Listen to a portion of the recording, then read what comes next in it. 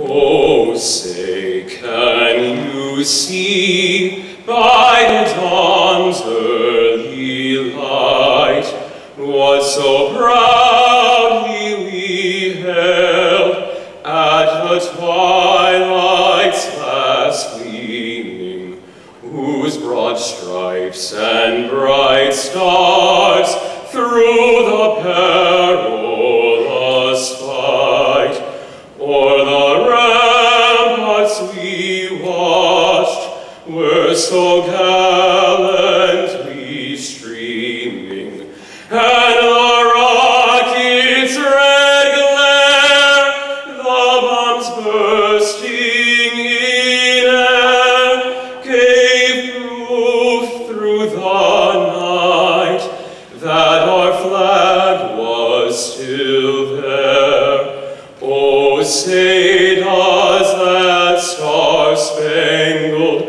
banner yet wave o'er the land of the free and the home of the brave?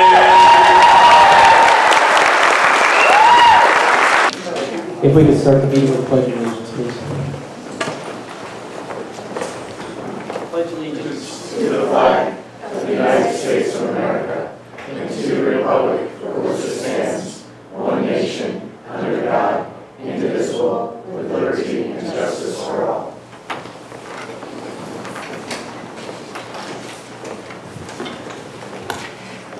Good evening. We'll start the meeting with item 1.0, which is special presentations. Item 1.1, presentation of Board of Education awards. Item 1.1a, Medical Award in French to Rockland School student Ryan Lee. Dr. Conley. Thank you very much, Mr. Poole. We had, the board, as you know, had an award ceremony last Monday evening. There were quite a few awards, I would say well over 100 awards. In fact, there were probably close to 200 awards. And these awards were given in the world languages, in creative writing, in music, in visual arts. They were just absolutely marvelous. And also our seniors in our vocational agriculture, our agricultural education program. There were 3 omissions last Monday night, which we are sad to say, but still delighted to honor these students.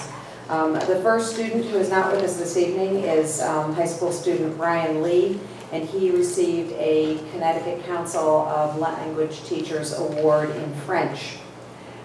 Also, a Connecticut Council of Language Teachers Award in Spanish went to Vernon Center Middle School student Lindsay Terrell.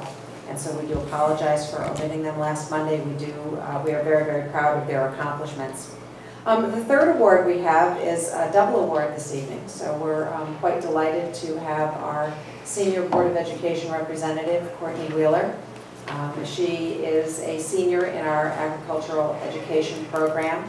If any of you have seen her projects over the last few years, you know that she's quite a stellar student and an entrepreneur and a great speaker, and she's certainly a credit to her family and to Rockville High School, and we're all very, very proud of her. And I know the board also wants to thank her for the service. She has put in 2 years of service to the Board of Education, coming pretty faithfully to give input on board matters at the high school and also give her reports. So I would ask you, Chairman Hole, if you would honor Ms. Wheeler, and we all congratulate her. Thank you.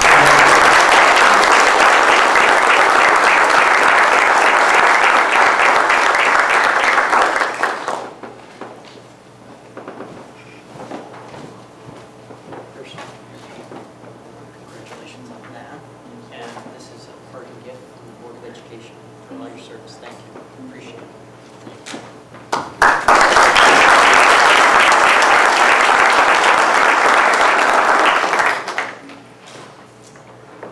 Thank you. Yes. We do have one other award this evening, or one other gift that we'd like to present. We have a gentleman who has done a lot of work for us this year on the Board of Education. He's set up this meeting room for us. He's set up all the meeting rooms at all the schools for us. And we just want to recognize Mr. Baldwin for the actions and for his being patient with us this year.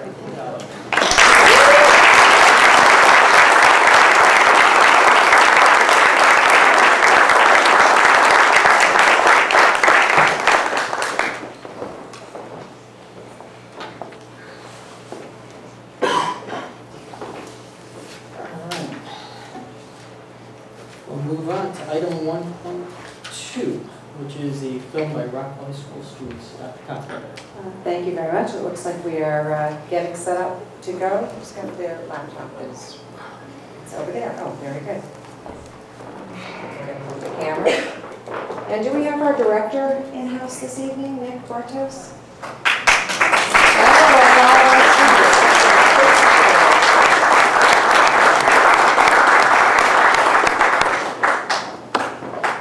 Excellent. There are a couple of microphones there that you can use if you need to say anything to set this up. I'll give a little bit of a preface. I know that teacher Brian Fork of our social studies department had some students who really wanted to do something to showcase Rockville High School, to say who we are. We see all of these videos from other schools, magnet schools, coming in to show what they have to offer, and these students said, we have a lot to offer. We want to show you what we're all about. So students, would you care to share any words before we begin? Use a microphone. Pardon? At least a brief introduction. Sure. Yes, and introduce yourselves. Thank you. Sure. Yeah, Mr. Fork and Mr. Rhodes came to me a little earlier in the year and said, oh, we really want to showcase some of the great things that happen in Rockville. And I said, absolutely. And our video group got together and we worked really hard making this video that I'm going to play for you right here. I'm Taylor Beckles. I don't know what else to say. So the video was fun to make and stuff, and it took a lot of work. So yeah. I'm Logan Blaisdell, and there's not much that I can cover that Nick hasn't covered. So. I'm Morgan Scully, and I enjoyed making this video. I'm Cassidy Schmidt, and this video was a lot of fun to make.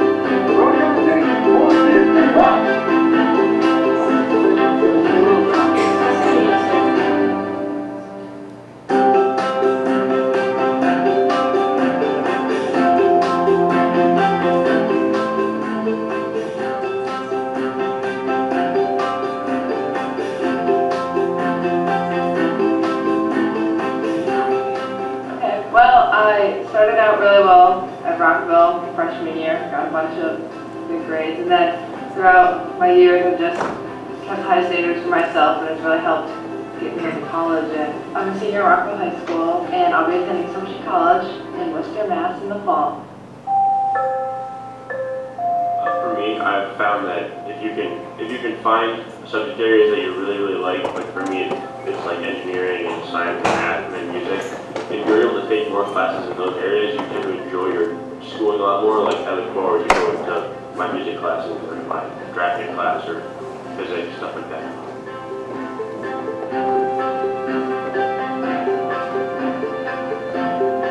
You just have to look for what relates to you in anything that you do, because there's always going to be something.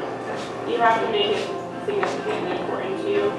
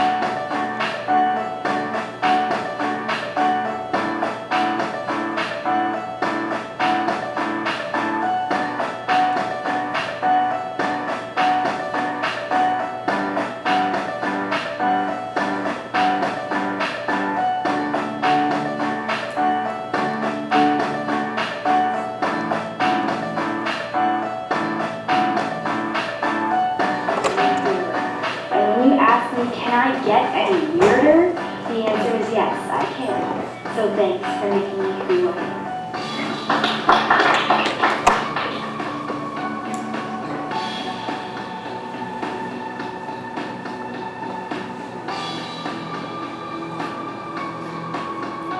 Last year we graduated many students who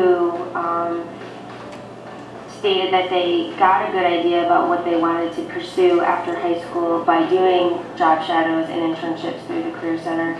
At the very least, what some students realized is that certain jobs that they thought they wanted to do was not exactly what they wanted to do once they participated in a job shadow. We offer other programs such as Allied Health, where students who think they're interested in something to do with healthcare get to take an exploration class and go to the hospital and do some other job shadowing experiences as well to, again, get an idea about the types of opportunities that are available.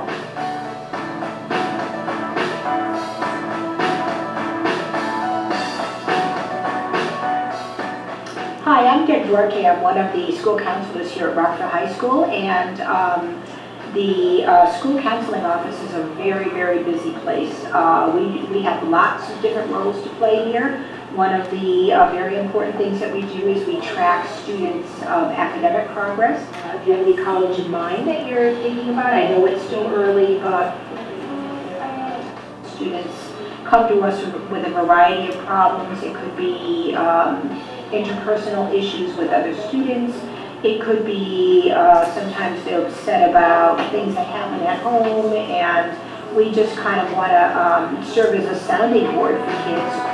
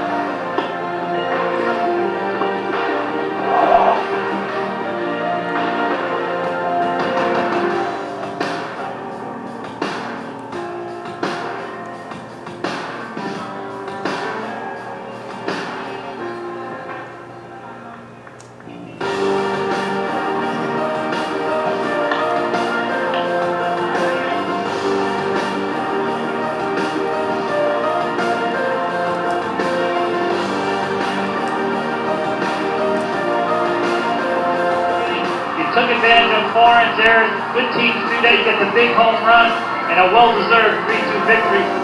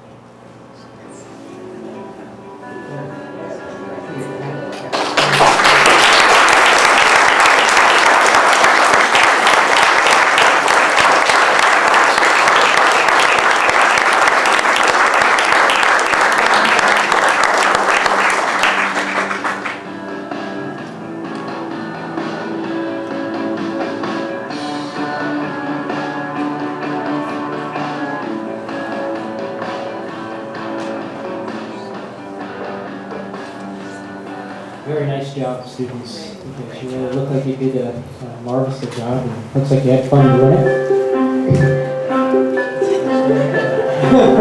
Thank you. Thank you very much.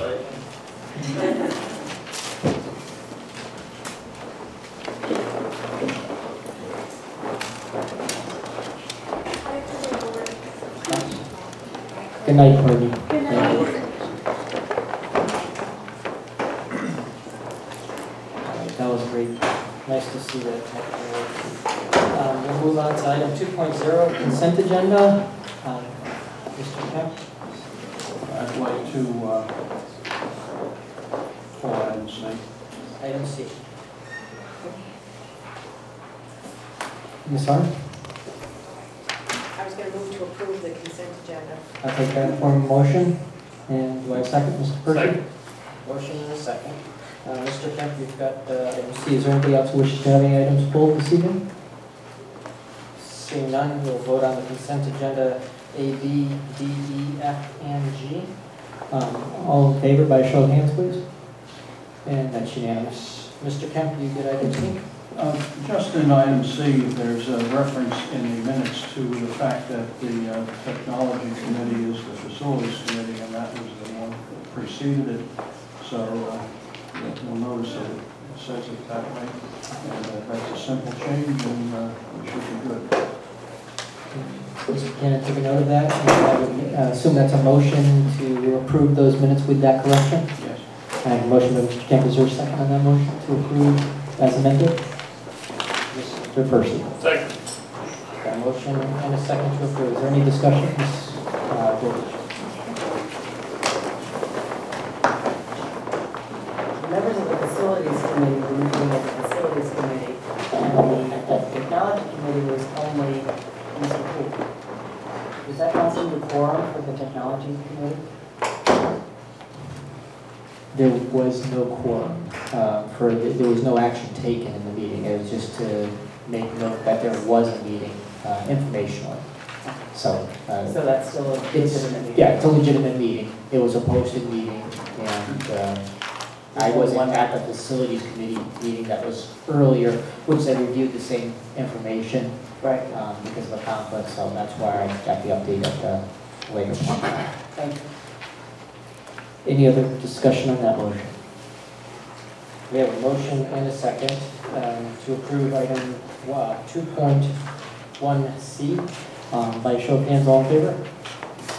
And that's unanimous.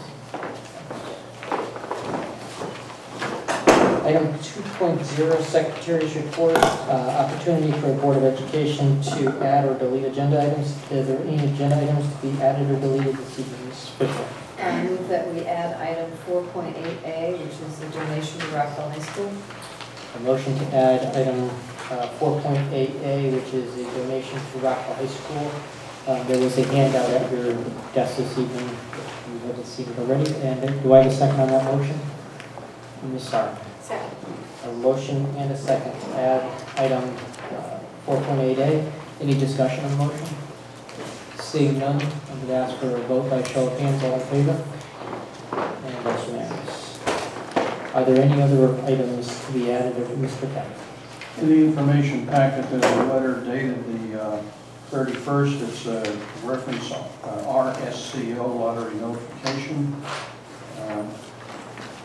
letter that has come to us. I'd like to discuss that. Would you like to make that item 4.8D under general information? And letter in the information package. Who was I'm sorry, the title? The title on that letter? RSCO. RSCO, thank you. Is there a second on that to add the RSCO letter to the discussion? Ms. Sarr. Second. I have a motion and a second. Is there any discussion on the motion? See none. I'm going to ask for a vote by show of hands. All in favor of adding the RCO letter? And that's unanimous. Any other additions or deletions? Seeing none, we'll move on to item 2.2, which is Rockville High School Student Representative Report. Good evening. Good evening. So it's the end of the year and there's a lot of stuff going on as always. We had the undergrad awards last week, which went really well. It's amazing to see how much kids do. And the senior awards are coming up, and that's going to be really, I think it's finally going to hit them that they're leaving, so that'll be really interesting. Yearbooks just came out and they're really well done. Sorry.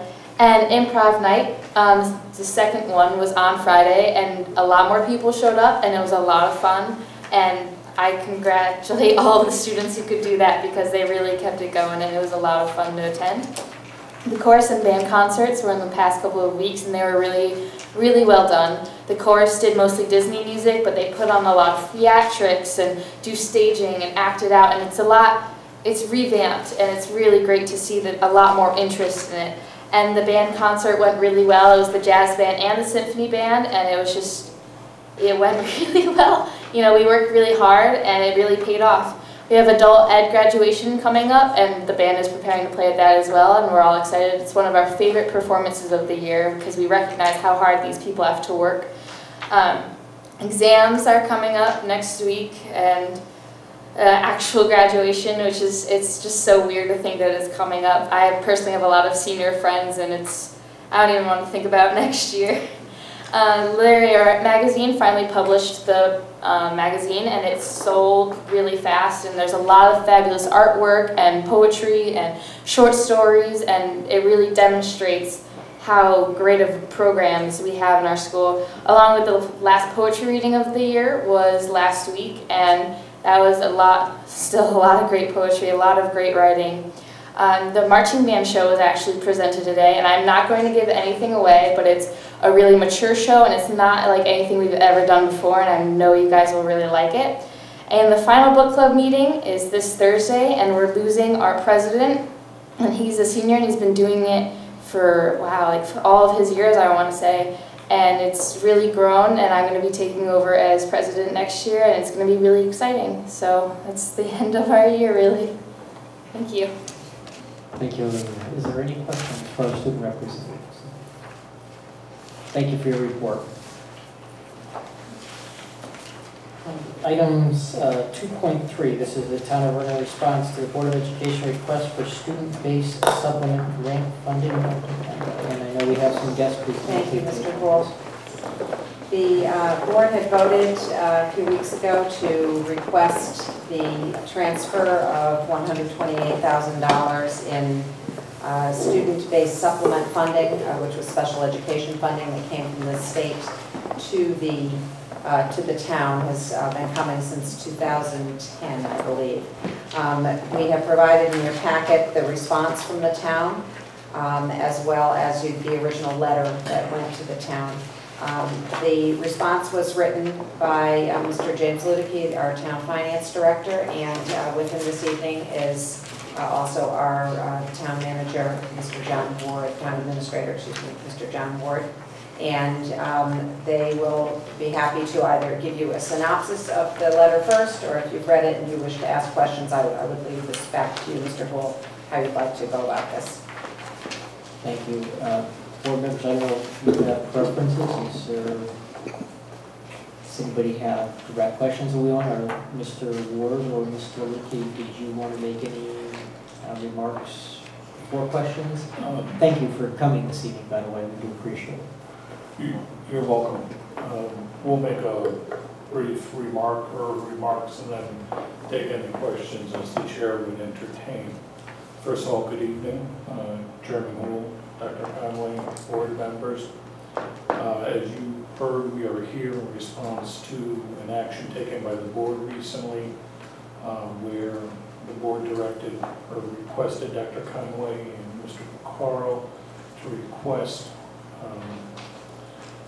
funding from the Board of Ed in the amount of, or from the town council in the amount of $128,500, known as the Student Board Supplement Grant Funding.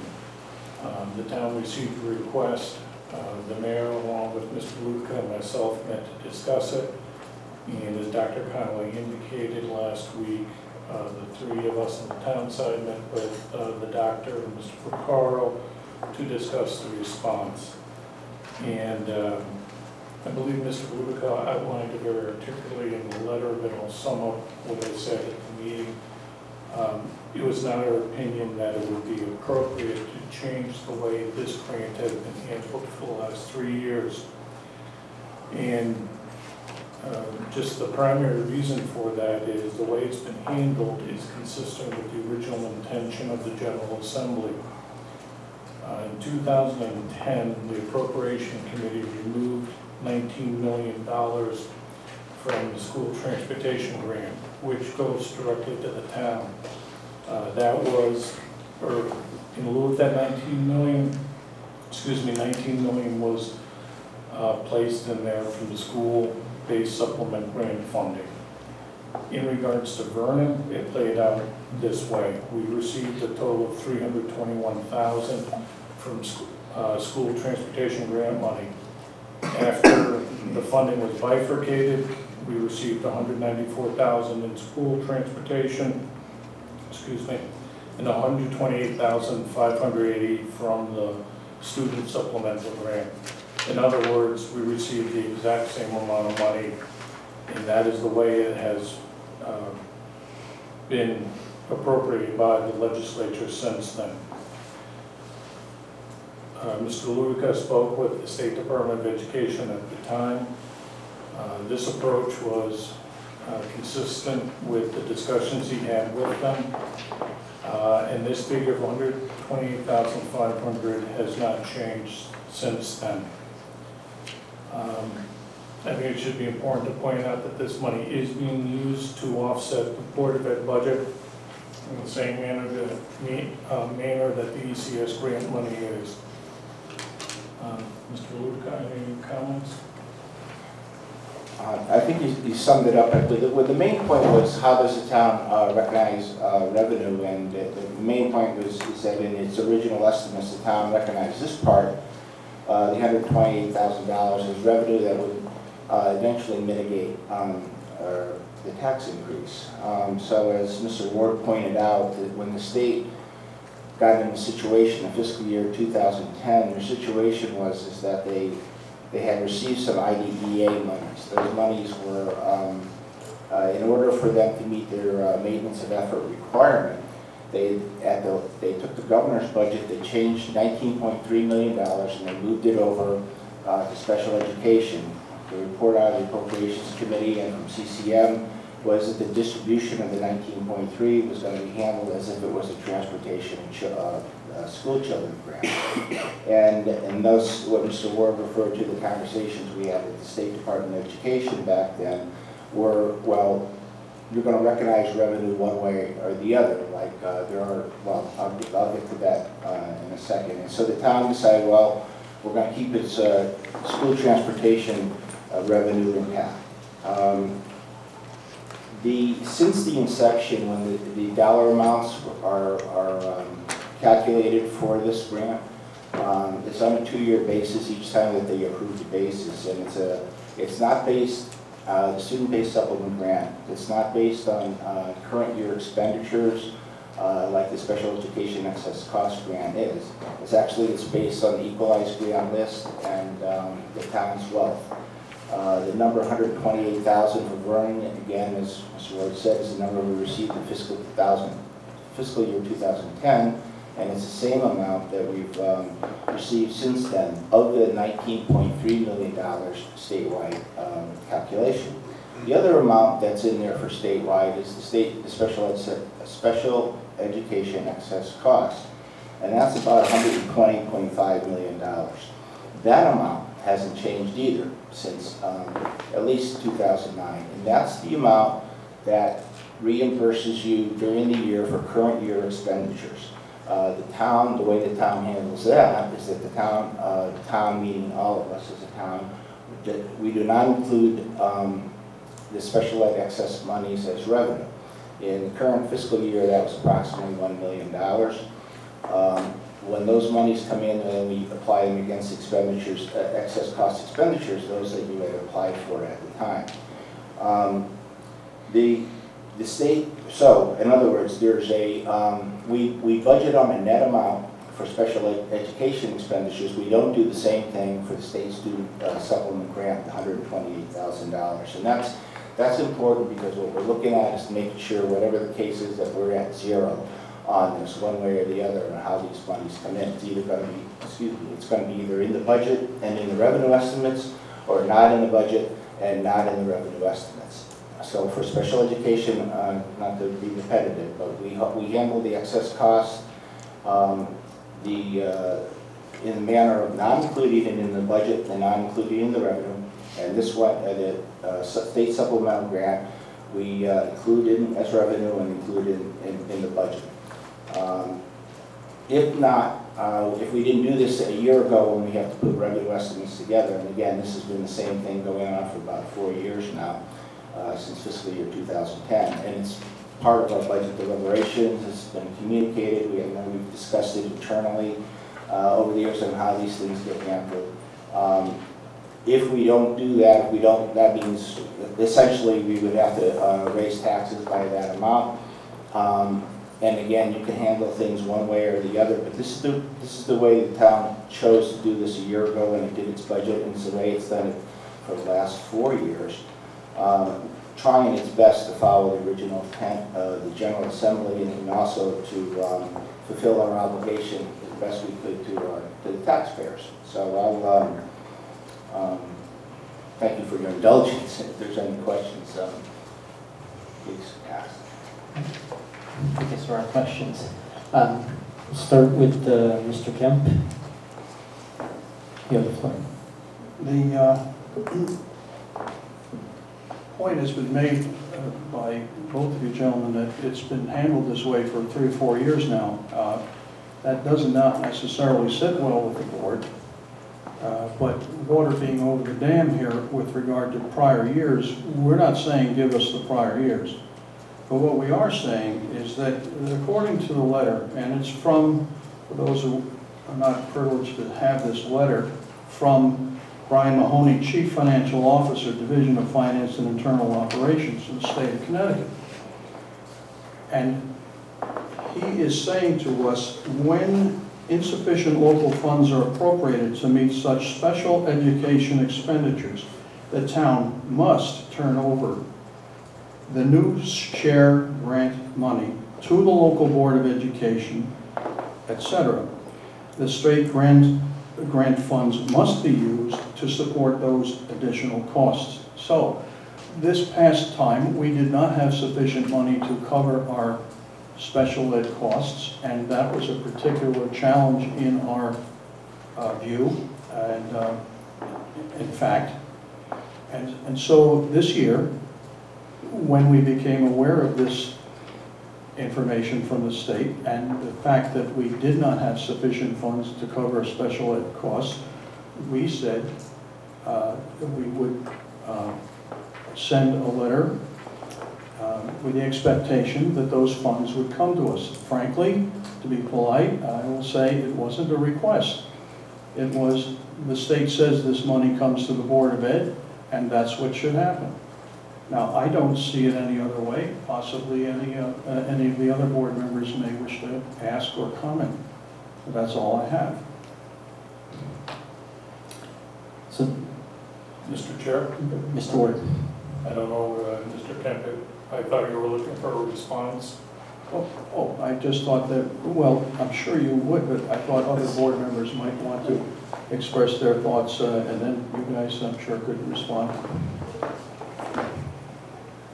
Mr. Percy.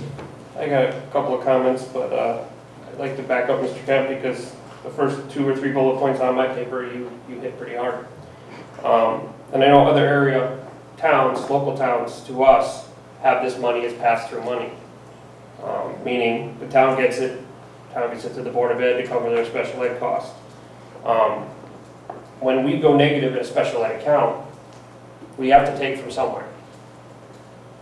So that means every other student is somehow being affected. So this $128,000 would help mitigate that. So Brian Mahoney, CFO of the State Department of Education, is telling us right here that it's Board of Ed money. I just can't see how you can't give it to us. Thank you. I'm going to give Mr. Ward and Mr. Lewicki a chance to respond to those 2 comments, and we'll open up for additional questions.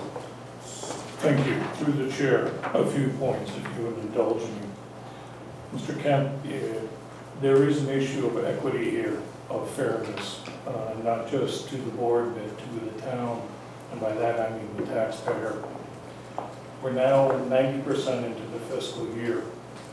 The revenue estimates that Mr. Ludica referred to took place last spring, March, April 2012, when the town did their best determination of what revenue would be available. What wasn't available had to come from the taxpayers in the ballpark of about $31 million to support the Board of Education. That mill rate was set back in April. We can't go back to the taxpayers now for the fiscal year 12-13 and say, we want you to pay more because we've lost $128,500 in revenue. Procedurally, I don't think that's the correct way to do it. Equitably, I don't think that's fair either. And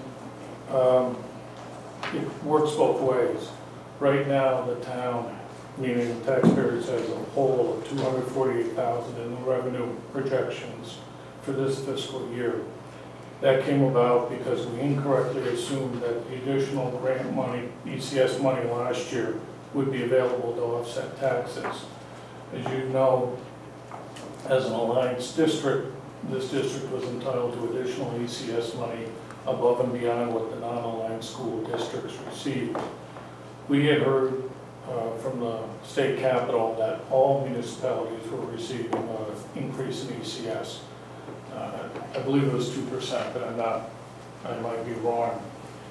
So when we were looking at the revenue projections, we assumed that that money would not be part of the targeted alliance money and would go to the town to offset taxes rather than coming directly to the Board of Education. as the $670,000 did come last year. We were wrong. All of the additional ECS money went to the Board of Education. Therefore, in our revenue estimates for this fiscal year, we're short $248,000. We haven't come back to the board asking to give the money back. So I think there's an equitable issue there. I saw Mr. Mahoney's memo. I don't have it right in front of me, but I believe in the same memo, Mr. Mahoney indicates it's not his intention to tell the towns how to direct the funds. And I also don't see the authority cited by him for indicating this new stipulation that frankly is inconsistent with the way the state's handled the funds the last 3 years. Mr. Luca? Thank you through the chair. And with respect to Mr. Kemp and Mr. Percy's comment and the follow-up of Mr. Ward, regarding specifically to the letter and what happened, we did have, again, a discussion a few years back with personally I had with Mr. Mahoney. And again, he offers this letter as guidance in the sense that what choice is the town going to make?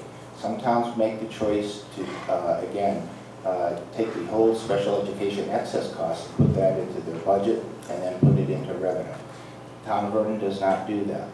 Town of Vernon at the beginning of the year did instead made the choice of how we were going to recognize revenue by putting this both in the budget and into the revenue estimates. Sometimes, in the language I don't dispute, the language that Mr. Mahoney uses, this again, when the public act gets done, just as it's being done right now, as the budget gets done, there gets to be an awful lot of confusion, but the state was fulfilling a need. They needed to make sure that this money was couched in language for special education, yet they don't base it on special education costs. There's no cost that you have that you apply directly toward this.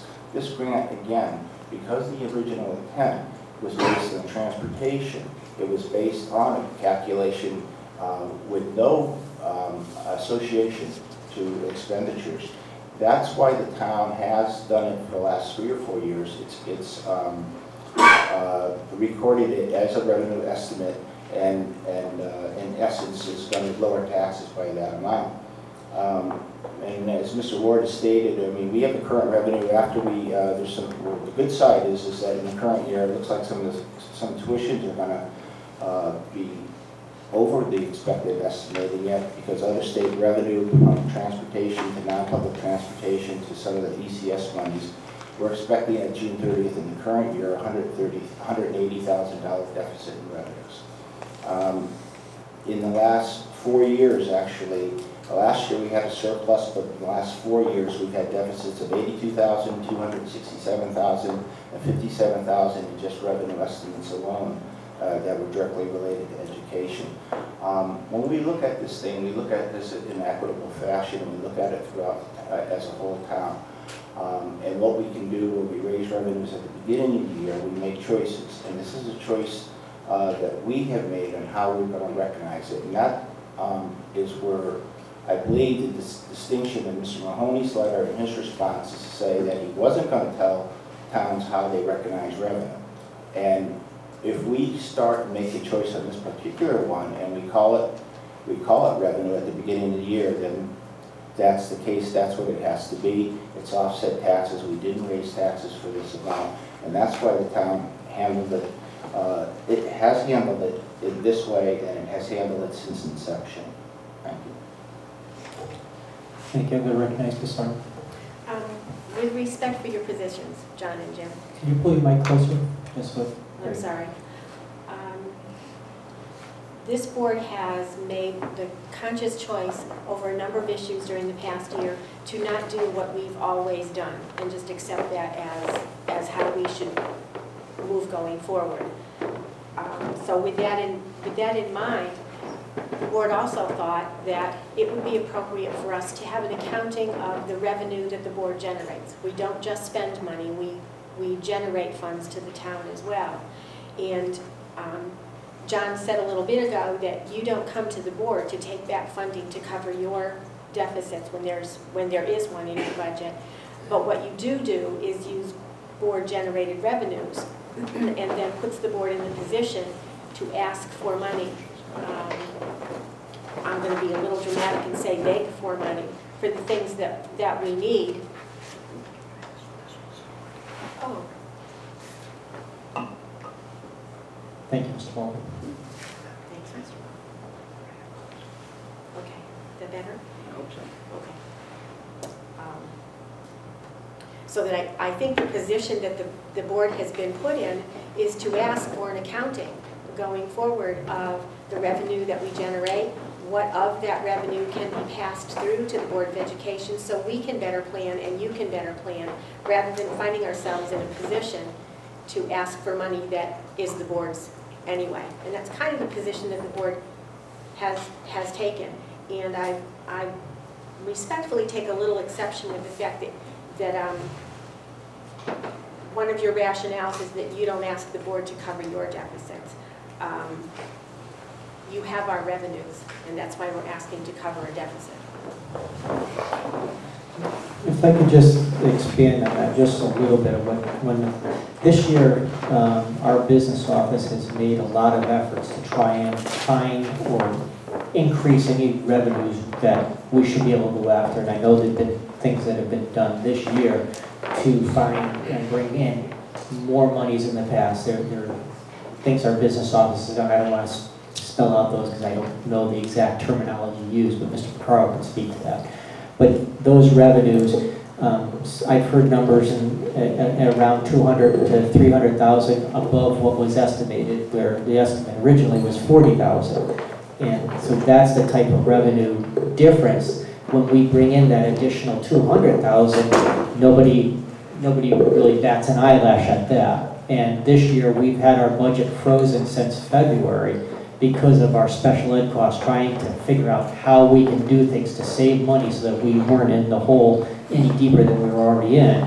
Yet we find ways to be able to increase some of these other revenue accounts, and we don't have a way to recoup that or use that to offset some of the expenses that we have. So that, I think that's to the point that Ms. Arnn was making, is how can we work with the town to be able to figure this out so that when we are in a situation, I mean, right now, the budget that we working in this year is bare bones, and it's been in a freeze.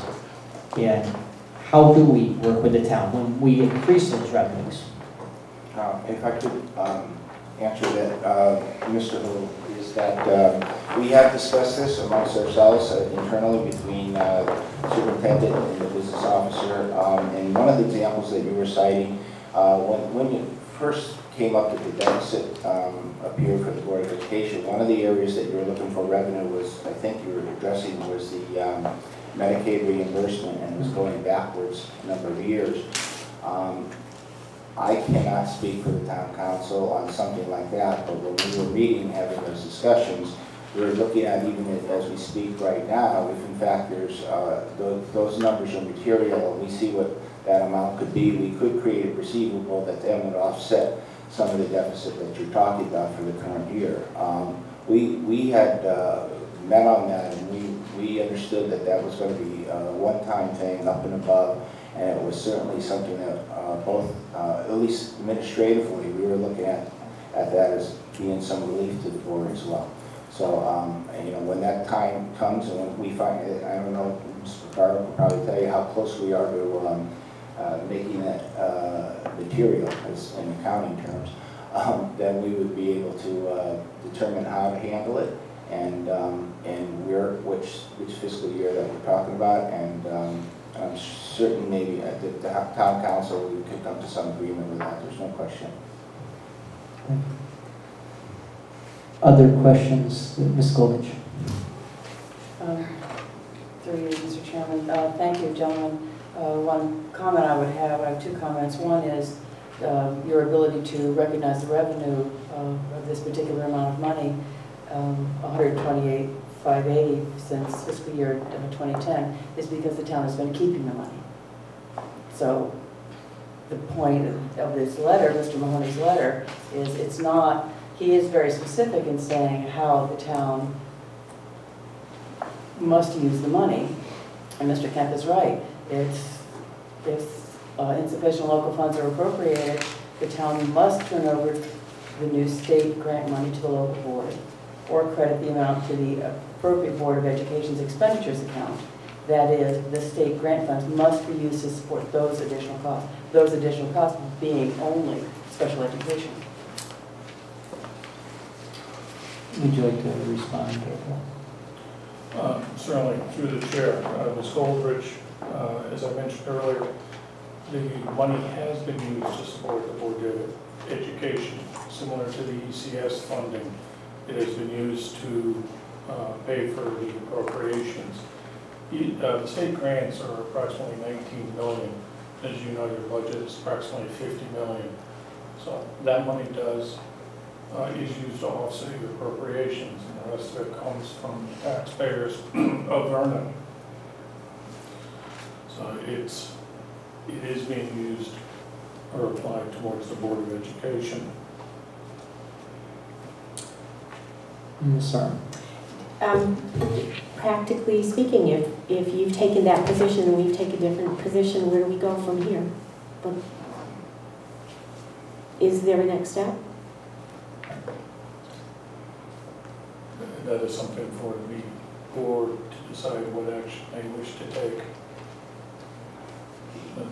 I mean, the step that I guess we're trying to say is, we kind of took it a year ago when we recorded this as stating that it was going to be revenue and left it in the budget.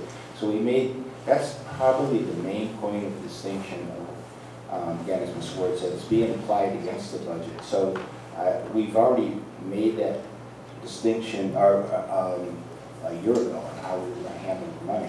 And it's hard now that we're going into we're in the 12th month to change the way we did that. We have no ability to go back to the taxpayers and say, whoops, we made a mistake, we should have raised taxes rather than counted as revenue. So that's the position that I mean, we're in right now because we've been doing this. And it's been, like I said, this has been something that we've been communicating on at the minimum an annual basis.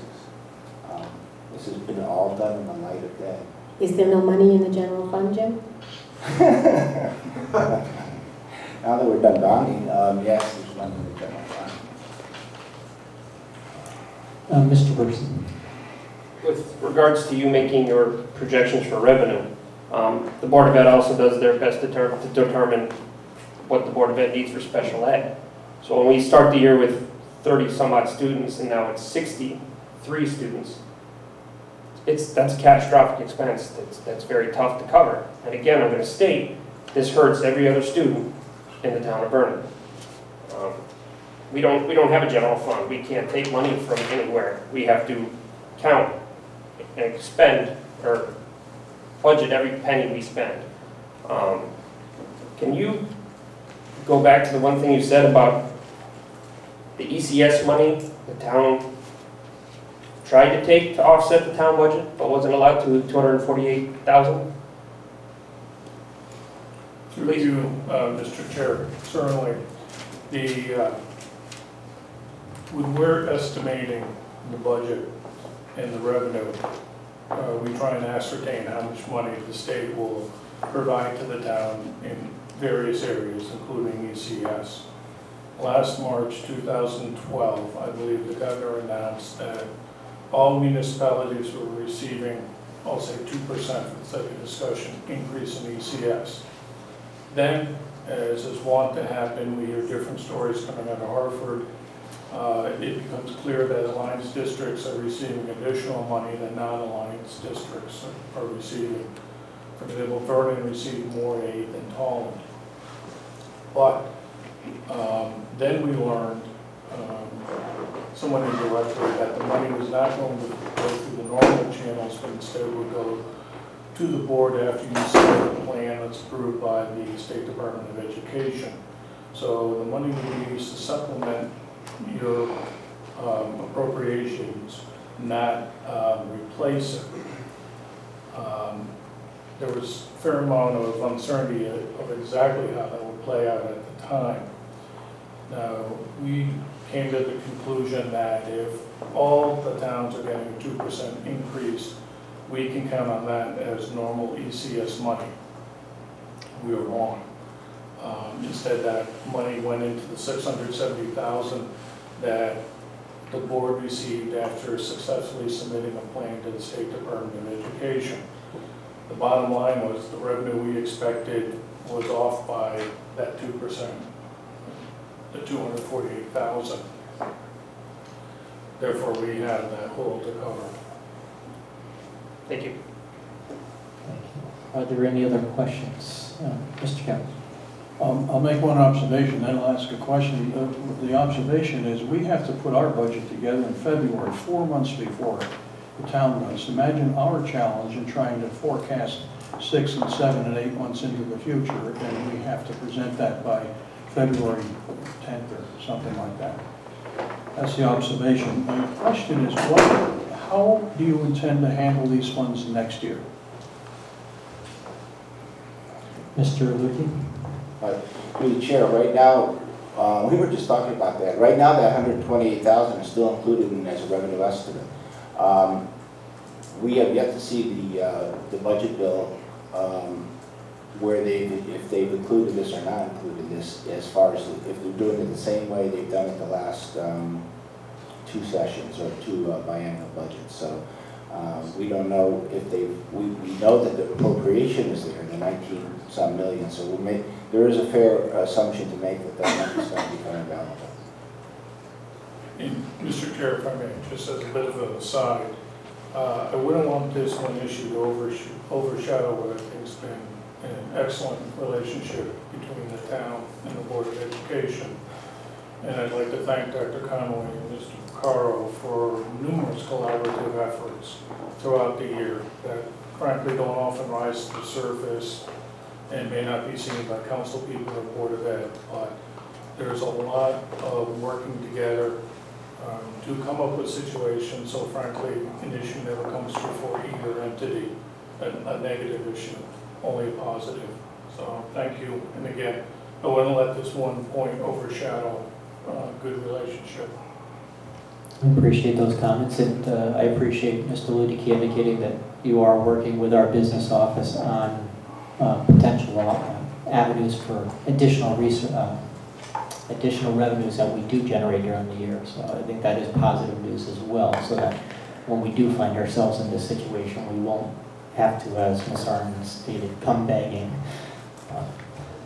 Are there any final comments? Mr. Kemp? It's a question from my own finance committee. What is the recommendation of the board's finance committee as to how we should proceed as a full board? Ms. Fisher, I don't know if there was any recommendation made. No, it was not discussed in the finance committee. Mr. Percy? Would an executive session now be appropriate to have that discussion for the part of the whole board? It's not an executive session topic. Yeah, item 4.6 is a continuation of the budget discussion this evening. And at that point, Mr. Carl is going to bring us up to speed on where we stand from a projection for the end of the year. And I think he's got a pretty good plan for how we're going to finish out the year. And I believe he's going to update us on the actions taken by council last meeting to cover the requests that we made for use of the insurance monies. So that is going to come later in item 4.6. Pending no other questions, I thank Mr. Lewicki and Mr. Ward for coming before us this evening and helping with this conversation. Can we just ask a question about another subject besides this one particular letter? Is it related to the student-based supplement grant funding? No. Then I would have to say it'll be out of order. It can wait. Yeah.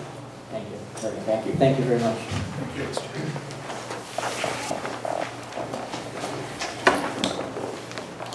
Item 3.0 is community forum. That's the opportunity for comments on the agenda items, potential future agenda items, or general information provided to the board from citizens and community organizations. Is there anybody who wishes to speak to the board this evening? If nobody wishes to speak, or they're not raising their hand very high. Seeing none, we'll move on. Item 4.0 is general business. Item 4.1, Healthy Schools Program Presentation by Dr. Conway.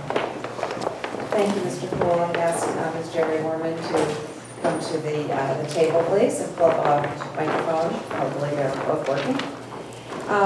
Ms. Jerry Worman is from the Alliance for a Healthier Generation, which is an organization that's a combination of the American Heart Association, the Bill Clinton Foundation, and the William Wood Johnson Foundation, I think. And they are and also partnering now with Mrs. Obama's Get Moving campaign. So this is, we have had Ms. Worman with us at our wellness committee, and we're looking for, what it really is a framework within which you measure how healthy your school is, and you set goals to make yourself a healthy school. Thank you. So it, unfortunately, there's no funding involved except the technical assistance that we would receive from the organization. But it also doesn't cost anything either. And it certainly sets our thinking around healthy schools and what we can do in our schools. There are, I would say, 7 different areas. Is that correct, Jerry? Correct. Okay, 7 different areas, including student wellness, nutrition, staff wellness. There are, I'm sure Jerry's going to go over those and share those with you now that she's finished handing them out. But I've had personal experience with the Alliance before, and we are, oh, I wonder if we can get that in. So, but they're just, it's a marvelous organization. Their framework is great for students, for staff. It involves a wellness committee in every school. And I'm very, very excited. I'm going to turn it over to Jerry. She has, is it a video that you're going to share with us? I think the student video is probably a little bit better than this one, but that's okay. That was a great, excellent video, so Trish will just help me set it up real quick. If I could ask if you have 2 extra packages of material, we do have 2 board members that aren't here this evening that would like to get it passed on to. If you could leave. Thank you, appreciate it. Thank you again for the introduction and for having me here this evening. I'm going to start out by just showing a short video that'll give a quick synopsis of what our program is, how we've been working with schools over the past couple of years. But as Dr. Conway said, the Alliance for a Healthier Generation, which was founded in 2006, its mission is to combat childhood obesity. The statistics right now are that 1 out of 3 adolescent children are overweight or obese. And as a school and as an organization and as a district, we all have to start making changes to combat this issue and this epidemic. So the video will show a short clip. While Jerry is setting that up, we are partnering with the Eastern Highlands Health District in a grant to combat childhood obesity, and we had to collect body mass index data on all our kindergartners. And so we released height and weight, not any names or anything, just data in general. And 1/3 of our kindergartners are obese, not just overweight, but obese. And that is a very scary statistic when you look at the effect that obesity has on heart, lungs, all systems of the body. So this is very scary for us, and if this is kindergarten, we're in trouble when they get older. So.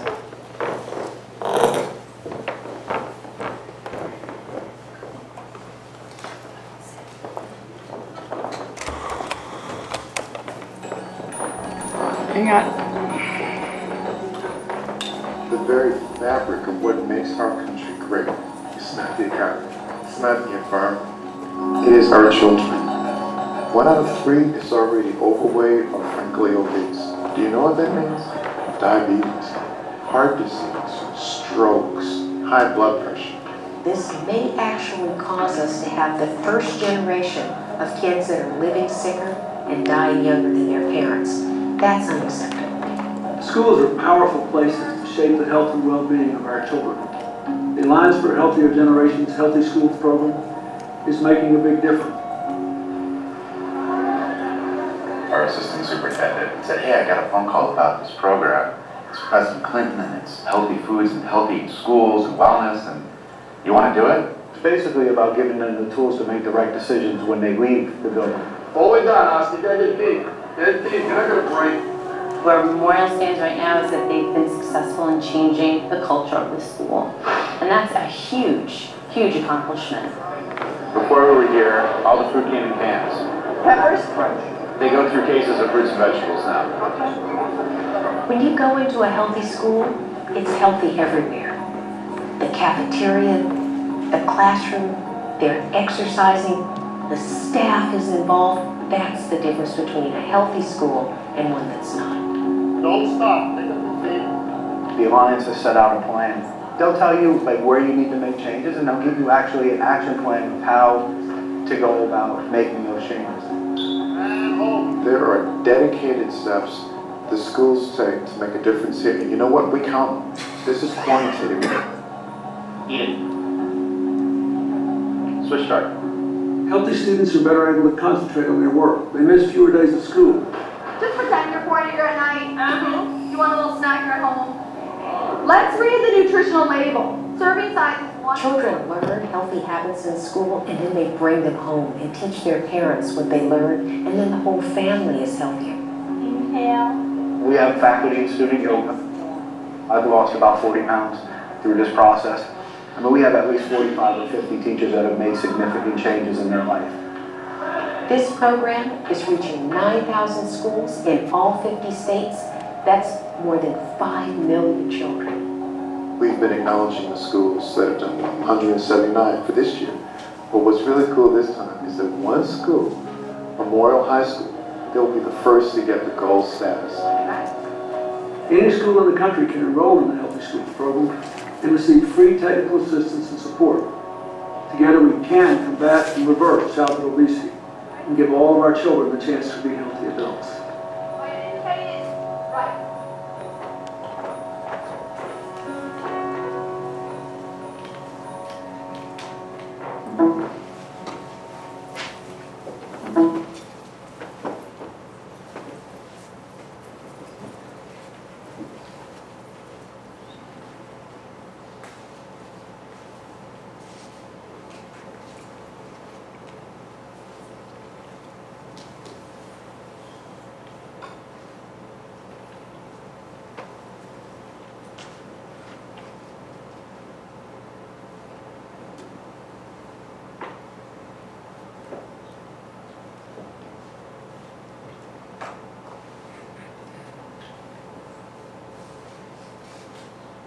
Okay, so that video was just, it was a short, quick video to kind of give you a little bit more of an overview to what our program is about. It's ever so slightly outdated because we currently are working with over 18,000 schools in all 50 states, which now translates to over 9 million students. So nationally across the country, you guys are now part of a huge organization that is really making monumental changes in schools throughout the entire country, throughout Connecticut, and definitely in the tri-state area. Another thing that we do as an organization, just to give you guys a bigger picture, is we recognize that it doesn't only happen in schools. We're working very closely with other organizations, and such as health insurance companies, to give additional resources to families of children that might have overweight or obese children. So we have an alliance initiative, and we go out and seek health insurance companies to adopt this into their program, which allows again, any overweight or obese child to seek additional visits with a nutritionist or with their primary care provider at no cost. We also are doing a lot of brokering agreements with different industries. So most recently we signed an agreement with Tyson Foods, for example, to have them producing the same foods and distributing the same foods to schools at a comparable price as the unhealthy options. We have this with Coca-Cola, with Sodexo, with Cisco, with all the major companies, and we continue to grow and outreach to other organizations and industries. So again, just to give you guys a big picture, we know that we have to do a lot at the school level, but we do look and try to combat childhood obesity at all different levels. As Dr. Conway said, overweight and obese children are not only more susceptible to health diseases, to chronic illnesses such as heart disease, diabetes, hypertension, but definitely they have higher absentee rates. They do not perform as well academically as their healthy counterpart students. And there's also a huge issue surrounded by bullying. That right now is sort of this hot button, and we're definitely seeing the more overweight and obese children as the ones who are being bullied. So it's not just around a physical health issue, but definitely mental health as well, and academics. So just to give you guys a few statistics, we've been focusing on schools because more than 20% of the population spends their days in school. Students are consuming up to 50% of their daily calorie consumption in school buildings. They are getting their lunches in schools. A lot of them are getting breakfast in schools. And this is also where they're getting their physical activity. And a lot of times if they're not getting their physical education, their health education, their nutrition in our school buildings, they're not getting it. So it's really important that we take a step back and look at what are we offering to our students. So as Dr. Conway said, the way our program works is we work to create a healthier school environment and a healthier culture. We do this, as she mentioned, by going through 7 wellness categories. The wellness categories are health education, physical education, student wellness, employee wellness, food and competitive food and beverages, as well as food service. So each school goes online and they complete our online inventory. What happens is this then allows the schools to kind of do an assessment of yes, we're doing this, no, we're not. There's no right or wrong answer that a school can say. We just want schools to see what are they doing and what are they not. Schools then get to really cater the program to fit their needs and to fit what works for them. And so what they do is they say, you know, we have a lot of employees. We had, you know, Mrs. Smith, she lost 50 pounds on Weight Watchers, and we really want to put a heavy emphasis on employee wellness, and we want to be the role models and the examples for our students. And one school can totally run an employee wellness. And another school can take a step back and say, we really need to look at our policies and see what are we doing around using food as a reward or withholding recess as punishment, for example, and maybe take a look at what's happening in their policy department. Every school approaches this differently. There's, again, no right or wrong answer, but each school gets to cater this program and see what's going to help them create this healthier school environment. As Dr. Conway mentioned, we don't provide any financial support to the schools. However, our program is free and comes to the schools for free. So I will be working very closely with the district, with the athletic director, food service director, all the school principals, as well as other designated representatives in each school building to make sure that they have the school wellness council, help them organize the school wellness council, what should the school wellness council be doing, as well as identify what changes do they want to start making and how can I connect them to resources locally and nationally to make these changes. So again, these are the 7 wellness categories that we work in, and all of the board members have our framework in front of them. Within the framework, you guys will see that all of our items are broken down and fall under different categories. So some will fall under a bronze, some will fall under a silver, some will fall under a gold. As you go through, the questions get a little bit more competitive and are a little bit harder to obtain in the schools. We do this because we want to see positive, healthy changes in the schools. But we do offer, as you heard in the video, the opportunity for national recognition. Again, I will say it is pretty competitive in that we do have very high standards that we set for our schools, but everything is fully obtainable. This past year we had 17,000 schools in our program, and we will be giving national recognition for the 2012-2013 school year to 265 schools. Many are in our tri-state area. We did have a gold school in New Jersey. But this does provide a lot of healthy competition amongst the schools. It gets everyone a little excited, and it gives you guys a goal to really be working towards.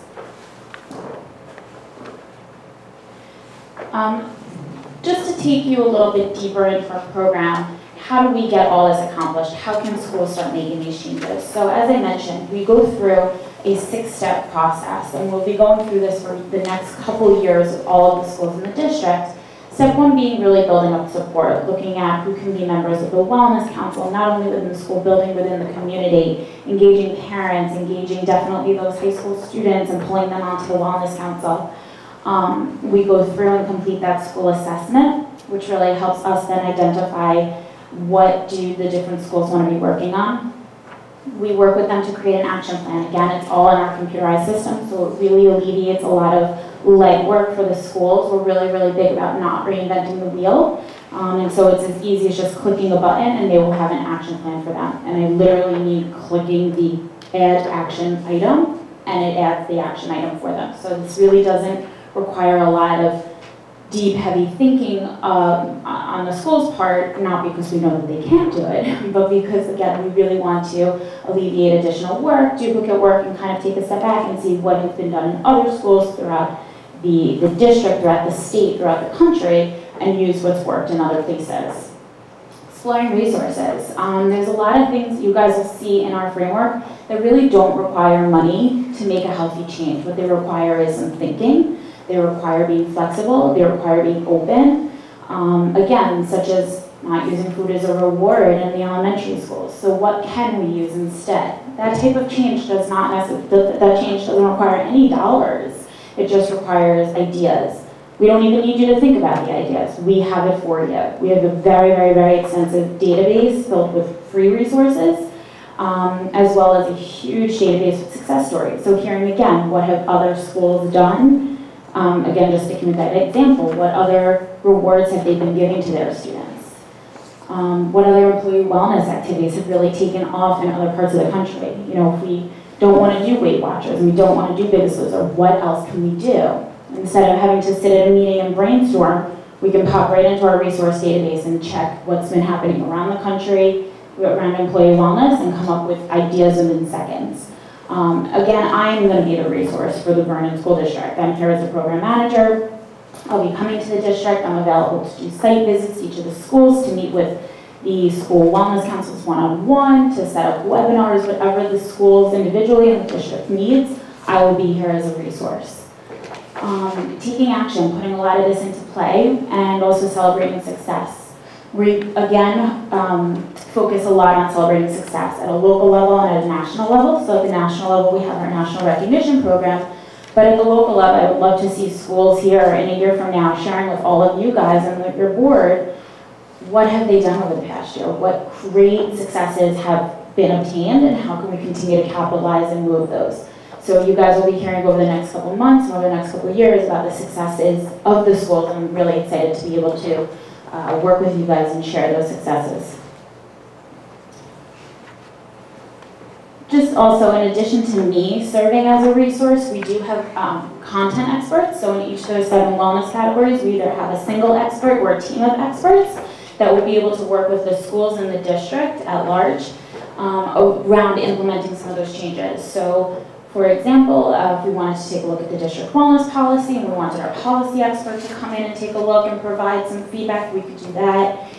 If we wanted to look at some of the procurement around food service, and the new food service director wanted some opinions or some assistance or some guidance, we could set them up with our entire food service team. And again, those resources at the national level are all available at absolutely no cost.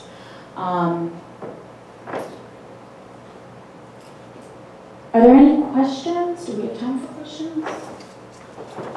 Questions? Board members? Ms. Hart. As usual, I'm concerned about the time impact. The support sounds wonderful, the objective sounds wonderful, but somebody's going to have to be doing the assessing and inputting information, and I'm just wondering who will be doing that and what impact it will have on instruction time, if any. Yeah, I can start with answering that, and then if you want to. I will be coming to the district in the first year out of at least 4 years. The first year I'll be coming to the district at least 3 times to work with the schools. I'm in the process right now of looking at what dates we want to come, but we're either looking at maybe professional development days or superintendent days, conference days, something like that, to not take away from classroom time. However, if that's if we want to do something before school or after school, those are options as well. During those times, I will go into very deep into our program, how to find everything, as well as complete that initial assessment. The initial assessment takes maybe about 20 minutes to complete, and then once it's stored in our system, it stays there for life. So updates just take a couple minutes, and I again, like about 5 minutes. To see most success in a school, we ask the school to develop their wellness council and work with and have the wellness council meet at least once every other month. Again, this can be, every school really is different, so this can be either on staff development days, it can be before school, after school, on lunch breaks. Again, schools all sort of figure out their own times to meet as whatever works for them. But a lot of these changes, again, require conversations and behind-the-scenes change, not so much taking away from instructional time. The only thing that I'd probably say impacts instructional time would be health education, and that's when we can take a look at where is health education being taught if it's not as a standalone class, and if it is a standalone class, then just making sure that it's comprehensive health education and covering a lot of areas.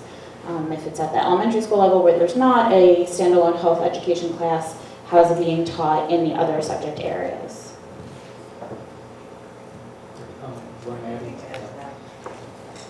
Other questions?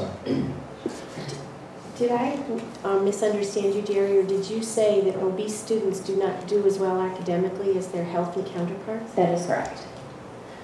We have studies to show that they're not as focused, they have more behavioral issues, and just in testing alone, they do not perform as well. It's not obviously every student one by one, but overall the generalization is academically they do not perform as well.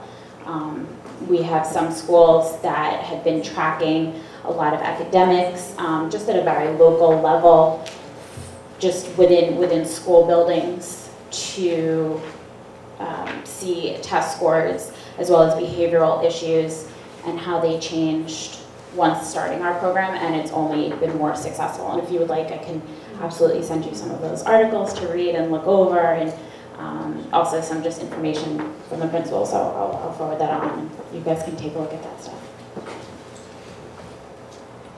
Thank you. Is there any other questions? I do also just want to emphasize that each school really gets to kind of do this how they want. So if one school really wants to take a look at the competitive food and beverages and what's being sold to make sure that everything is, healthy options, that's the way that they can run with it. If they want to run with it around employee wellness, that's the way if they just really want to run with it, that they just want to make sure that they have a school wellness council, that's wonderful and super important as well. So there's no right or wrong way to approach this. We have some schools that really are going to want to hit the ground running and make amazing changes and have a strong wellness council that's going to meet every other week, and then we're going to have a school that's going to take 1 or 2 years to even build up a wellness council. And that's what I'm here to support and work with at whatever level any school is at. Ms. Sarno. This is not something that requires a decision, I understand, but so the decision has been made to participate? Who made that decision? I made that decision. It's not something that we should have the opportunity to talk about before the decision making, or just? I've never seen this as a board decision. This was also presented to all of the principals, and we had all principals support as well. So they had all heard about it, as well as assigned at least one liaison from each school for me to be in contact with, and so I have at least one representative from each school building as well, already assigned to me. Thank you, Ms. Brown. Thank you all very much. Do you have a question? Okay, thank you very much.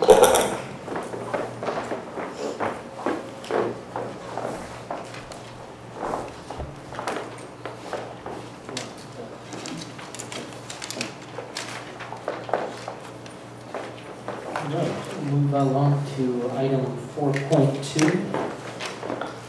which is our truancy officer report, our truancy council report, sorry.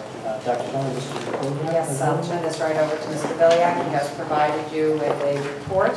I think he might have a little bit extra data. Is that correct? I do. I'll hand that right out now. Okay, that's from the high school that you have, Mr. Hall. This was attachment 5 that was missing out of the report. It was for tech review, so I had to take it out, so I apologize for not getting it in there on time. Last year at this time, Mr. Viliak gave his first year of data, and so I would welcome him to share with us his accomplishments this year. Thank you, Dr. Conway, and thanks for having me, board members. I would just like to take this time to brief you on what has happened this year in regards to our attendance initiatives. I will brief this in the sequence of your report so you can follow along as I talk through the attachments. There were some major changes this year in regards to the attendance laws. The first major change was stating now that children that have 9 absences or more would now be required to have a doctor's note for those absences to be excused. So that was the first major change. You can see that in the attachment 1. One side you'll see the new state law, which went out to all of our parents. And on the other side is Dr. Conway's protocol, our interventions that we now do with all the Vernon school children. The second major change was now that a child is considered present in school, but that child has to be in school at least half the day. So last year, if a child came in at 8 o'clock in the morning and left at 9 o'clock in the morning, we would consider that as an excuse. We would consider that as a present in school. Now, that would be considered an absence. Based on that, of course, as you can imagine, that the absence rates went up based on that. After the new attendance laws went out, Dr. Conway convened an attendance committee consisting of all the schools, all 5 elementary schools, the middle school, and the high school. And we developed a protocol to address absences. The letter, as you can see in your packet, shows us what those protocols are now in place at all of our schools. We now are sending a lot of letters out to parents to let them know what the new law is and what our new protocol is. And we're sending those out at 3 absences, 6 absences, and at 9 absences. An additional phone call is also made at the 6th absence to the parents to discuss the new law and to let the parents know where their child is and how many absences they have. We also send out additional letters out for unexcused absences, and that's critical because it's the unexcused absences that leads to truancy. So when a child has reached 2 unexcused absences in a month or 5 in the year, they get an additional letter in the mail stating how many absences their child has, and an additional parent meeting or a telephone phone is also placed to the parent in concern. If you look at attachment 2, labeled the tiered attendance intervention pyramid, this is used as a guide to make sure absences are being addressed as they increase. And it's kind of like our model that we use for myself and the counselors. You can see tier 1, which is 0 to 8 absences.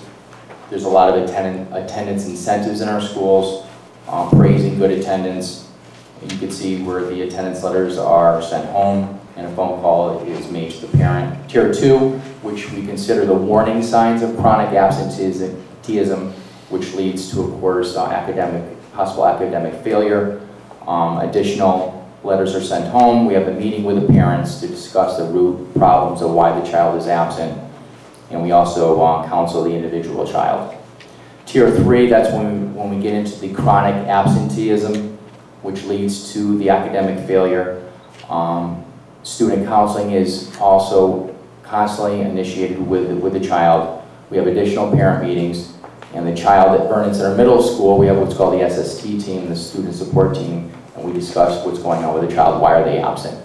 At the high school, I'm in constant contact with the counselors up there, and we also address the truancy issues and chronic absenteeism with the counselors and with the student.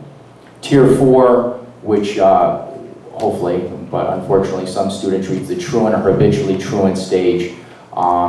We then have to make a decision on whether the interventions are working or not. If they are not working, the parent is not engaged with us, the student is not engaged. We do consider the Juvenile Review Board, which reviews truant cases, possible DCF referral, Department of Children and Families referral for education neglect, and we do have children over at our juvenile court on our family with service needs. I am glad to say, though, that we don't do that a lot. We rely on these interventions before we send the children over to court. That's our last resort. But on a positive note, it is they do have additional resources over juvenile court, and sometimes the families do get additional counseling, which they need.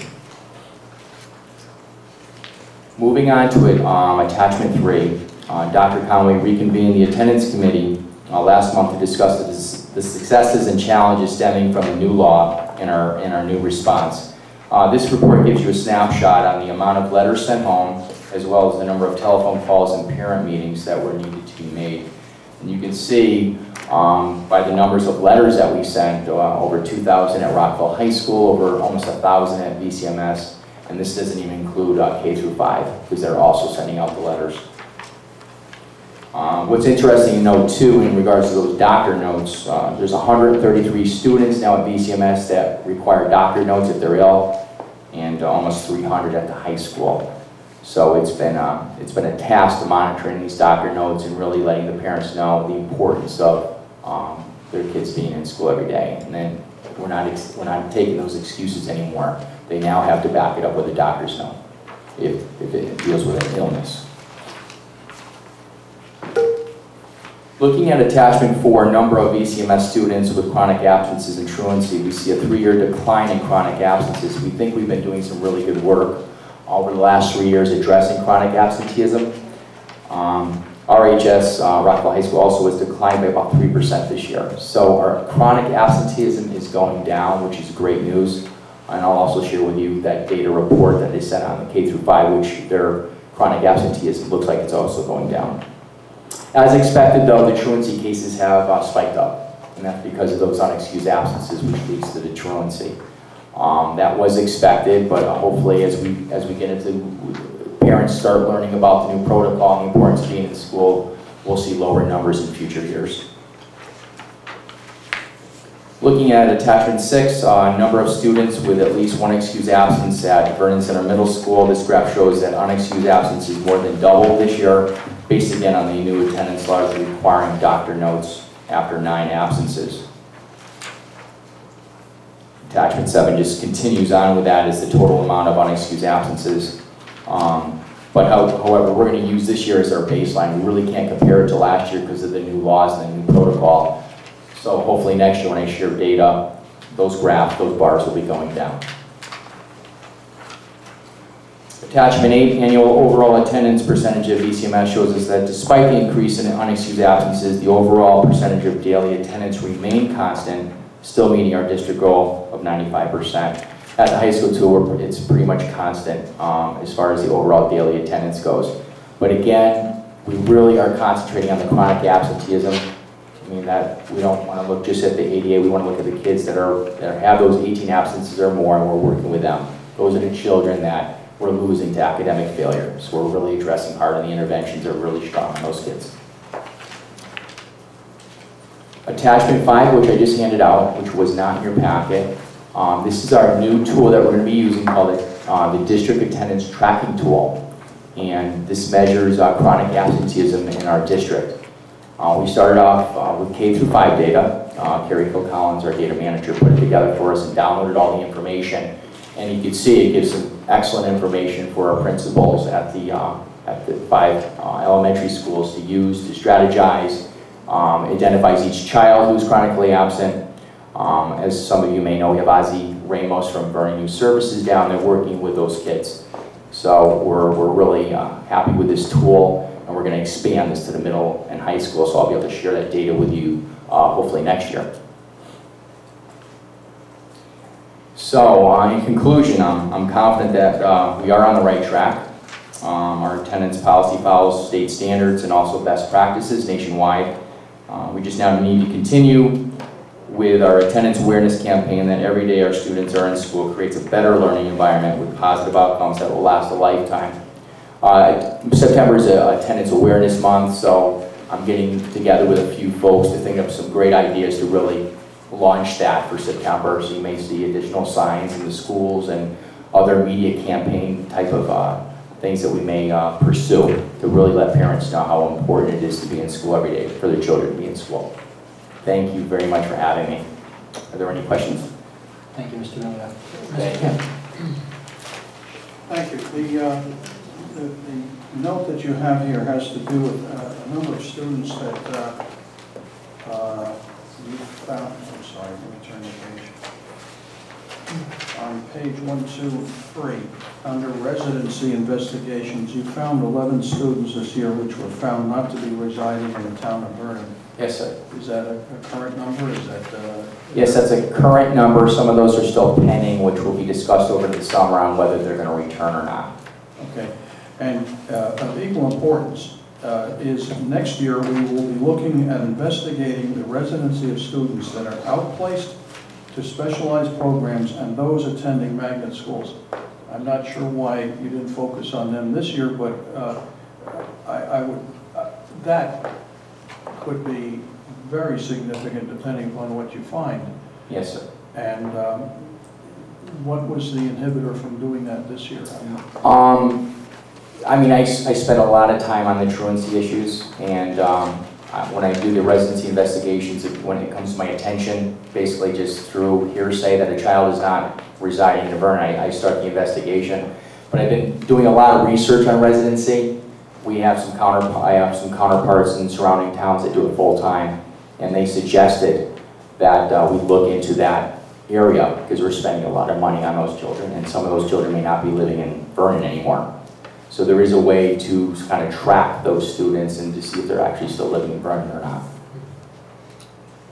Mr. Kemp is on the floor.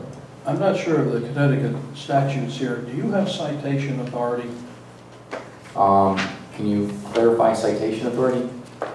Well, in some states, let's say you were a sheriff, you could actually cite, in the area of the chronic absenteeism. Yes, sir. If you went to a home where there was chronic absenteeism, not to cite the student, couldn't you cite the parents as is done elsewhere? Actually, it's actually in our statutes that we can fine parents $25 for each day a kid is truant. But do we follow that? It's supposed to be every town can actually enact that if they want to, if they look at those statutes. Vernon does not have it on their blue book, their particular town laws, but it actually is in the state statute saying that we can fine parents. Really? Yes. So I think $25 is probably a very old number. Yes, it is. It goes way I don't back. know what, I'm not going to get inside that tonight, but so the state does permit some kind of action that you could take. Does it have to be you or does it have to be a police officer? It would have to be specified through however it was written through that town, like how they want to pursue that particular type of law. Mm-hmm. So I don't have citation rights now. I can't cite a parent. And Vernon doesn't have an ordinance in place to support it? Not that I know of, yes, not that I know of. Very interesting. And really with our juvenile courts, they really want to, they don't want kids that aren't being arrested over in the court system. It's kind of... I'm not interested in arresting the students, really. I would rather it go where the real responsibility is. No, I agree, I agree. But the power of the parent meeting has been really substantial here in Vernon. Getting the parents in, talking about what the root problems are, and getting a collaborative team together to discuss those issues has really been effective so far. Thank you. Thank you. Ms. Sarnes. I know the narrative said that the attendance issues at the high school are prevalent. But I'm curious about why you have graphs about VCMS. I know you said you would provide us information at the conclusion of the school year, but there's nothing for the high school, there's nothing that shows those numbers? My end of the year report, Yeah. which will be out in 2 weeks, will have that information, as I provided last year actually also. Okay, so you purposely don't do the high school until... Oh, actually VCMS 2 will have additional updated graphs. I could have added that, yes. Now I'll make Well, sure I next see VCMS has them through 11-12, but there isn't any high school information. We do have that information and we'll be providing You'll it to include yes. that? Okay. Yes, ma'am. Other questions from board members? Seeing none, thank you, Mr. Billion. Thank you, board members. Dr. Collins.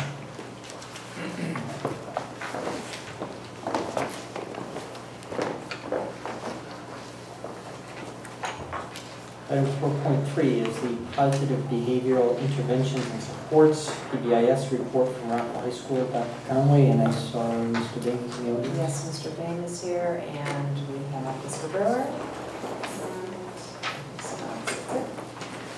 You have a handout at your table this evening. This handout was generated, obviously, through an Excel spreadsheet, but by pulling data from the PBIS, or the Swiss database, as well as the IPASS database. The Swiss database did not give us a huge picture of everything. Swiss is the one connected with PBIS. So this data gives you a little more information on the types of offenses and the consequences that were actually attached to those offenses, which we were glad to pull together. I'll turn this over to Mr. Bain and Mr. Brewer. Thank you very much, Dr. Conway, Mr. Chairman. The data we have in front of you tonight is kind of a summary so far of 2012, 2013. What we did as a team was we combined our top 9 offenses that we have. As you can see, for example, if you take a look at the top graph, we have 4 different categories, such as skipping class, insubordination, disrespect, failure to attend detention or ISS, an unauthorized area. The bottom part of that graph says the consequence number. So if you look at the purple, for example, for skipping class, there was 1,052 as of today. And then if you go up to detention, 966 of those 1,052 resulted in detention. 8 resulted in school suspension. There were none that resulted in out-of-school suspension, and there were 78 that resulted in other. And if I can clarify what other would mean simply a mediation, consultation with a counselor, any kind of counseling in that sort with a social worker, school psychologist, any kind of mediation in that standpoint there. For insubordination, disrespect, as you can see, 941 total consequences. One of the things on this report, that's a pretty broad, and that Mr. Brewer maybe can explain a little bit more since he deals a lot with that. It's a pretty broad topic.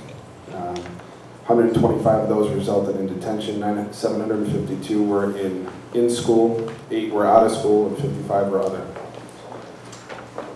As far as failure to attend detention or ISS, 516 total, 434 resulted in a detention, 14 within school, 37 out of school, and 31 were other consequences, and so forth with unauthorized area. To clarify what unauthorized area is, it's basically if a student has a pass to go down to the library, and we find the student in the cafeteria, for example, and they've been in the cafeteria for about 20 minutes when they're supposed to be in the library, that would be considered an unauthorized area as well. And then if you go down to the next ones, we have tardiness, misuse of hall pass, leaving school grounds, disruption, disruptive behavior, and leaving class without permission. And again, those totals down there as well, starting from the bottom up. Tardiness, 115, 111 of them resulted in detention, and then 4 others resulted in other sort of discipline action or consequences given. Misuse of a hall pass, 114, 112 of those resulted in detention and 2 resulted in other. Leaving school grounds, 110, 96 of those resulted in detention, 7 in school, 7 in other. Disruption, disruptive behavior, 105 consequences, 63 were detentions, 27 were considered in school, 7 out of school, and 8 others. And 102 leaving class without permission, 85 of those were detentions, 7 in school, 1 out of school, and 9 others. I don't know if Mr. Brewer wants to add anything. I'd also add that there are some factors that may be distorting this data slightly. A couple things. We do also have offenses that can generate multiple categories within a single infraction.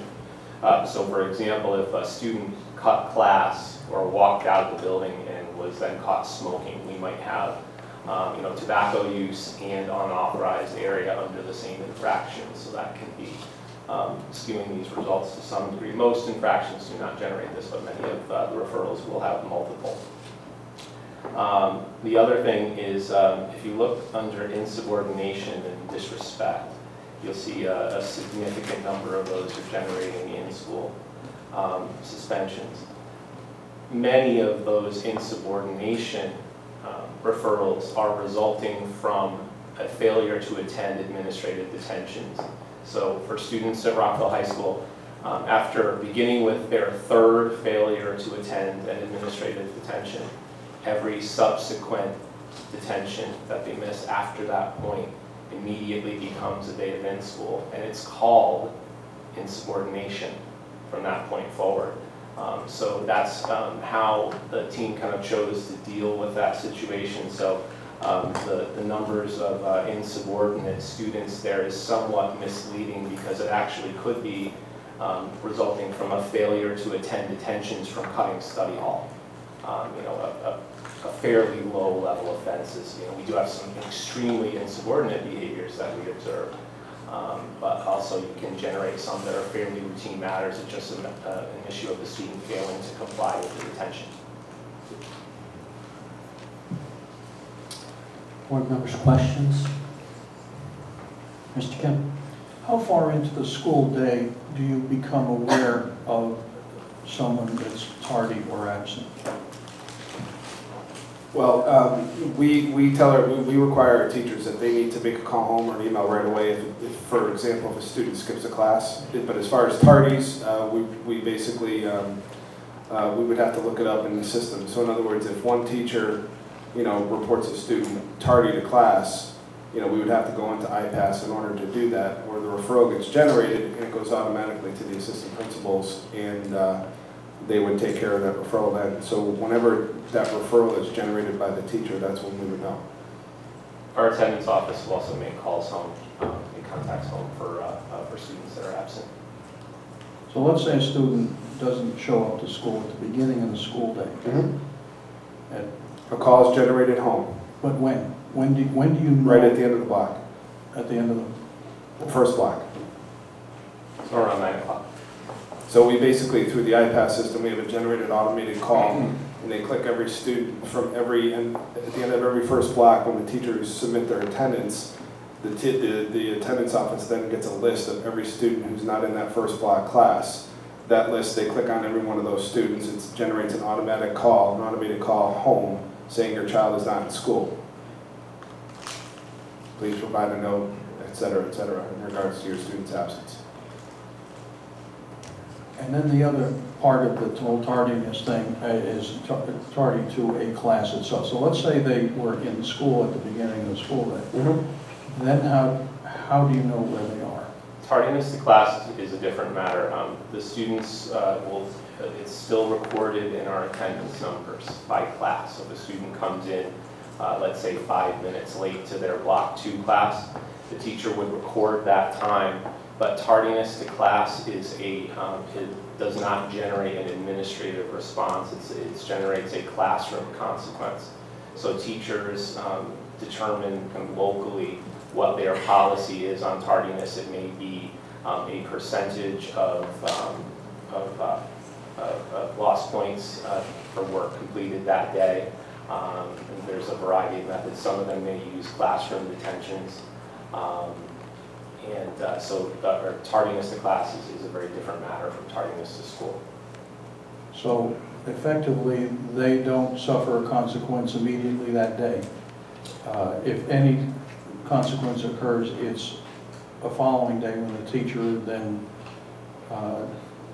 administers some kind of consequence. Is that right? No, not necessarily, because, for example, in my classroom in recent years, I had a policy that if students arrived late to my classroom, they were going to get their work, any classwork or homework they completed or turned in that day, they were going to take a 50% loss on it. So if we were working on an assignment that was worth 10 points that day, they showed up 5 minutes late to my class, the maximum score that they could earn on that was 5 points, and it was an incentive for the students to arrive on time. To be honest, I had very few issues with it, but teachers do vary in the policies that they set up. If a teacher were to go kind of with a classroom detention route or delay or another policy that might take a little longer, that's certainly a possibility. But many teachers do it. It's tied to work that students would complete that day. So there is an immediate impact, but it is an academic one. To what extent do you have students that are not showing up for the entire class itself? Well, that would obviously be considered the skipping of the class, because, Right. so if you look at the top there, we had 966, or actually 1,000 incidents of students skipping class. That you've already registered into the building? Correct. And you find out then about that? Correct. In other words, if a student's present the first block, let's say they have Algebra 2 or Algebra 1 first block, and then second block they have English 9, and then third block they have PE, and the teacher notices that, the teacher of block 2 notices that, oh, they were in first block, they weren't in mine, but they went to third block, then they'll generate a referral and send it in, that they've skipped that block. So if you become aware during the block, let's say, to what extent do you have resources that can go find them in the cafeteria? Sure. We have security. We have the 3 security people that do a rotation. So if it's not during the CAF time, we have one person stationed at the front door, obviously checking IDs, and we have the other 2 that are rotating throughout the building. So if we do have a name, we'll notify the name over the radio, and they'll begin searching bathrooms, locker rooms, library, cafeteria, those areas as well.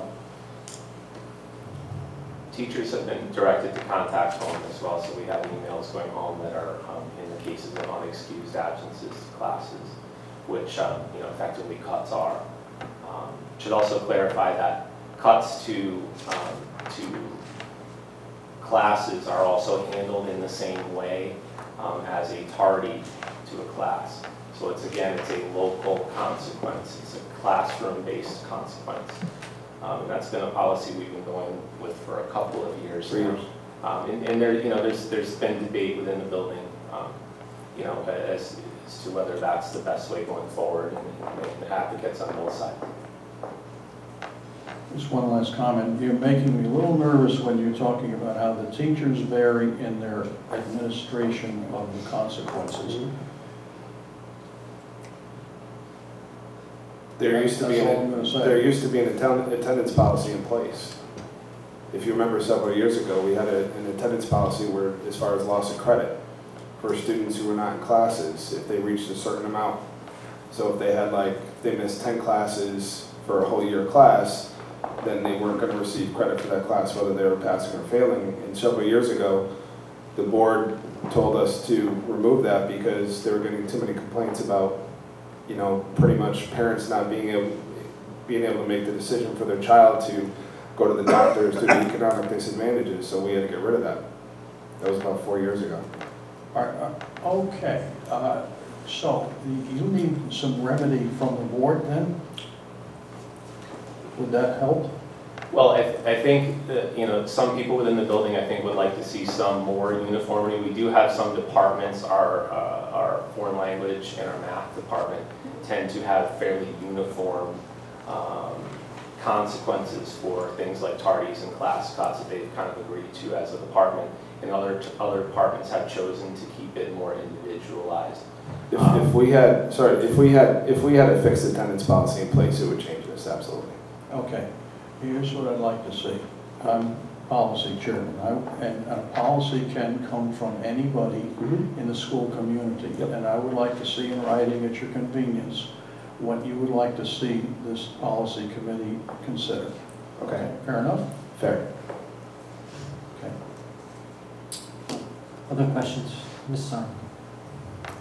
Just for instance, how long would it take you to locate a student who went missing from block 2 to block 3?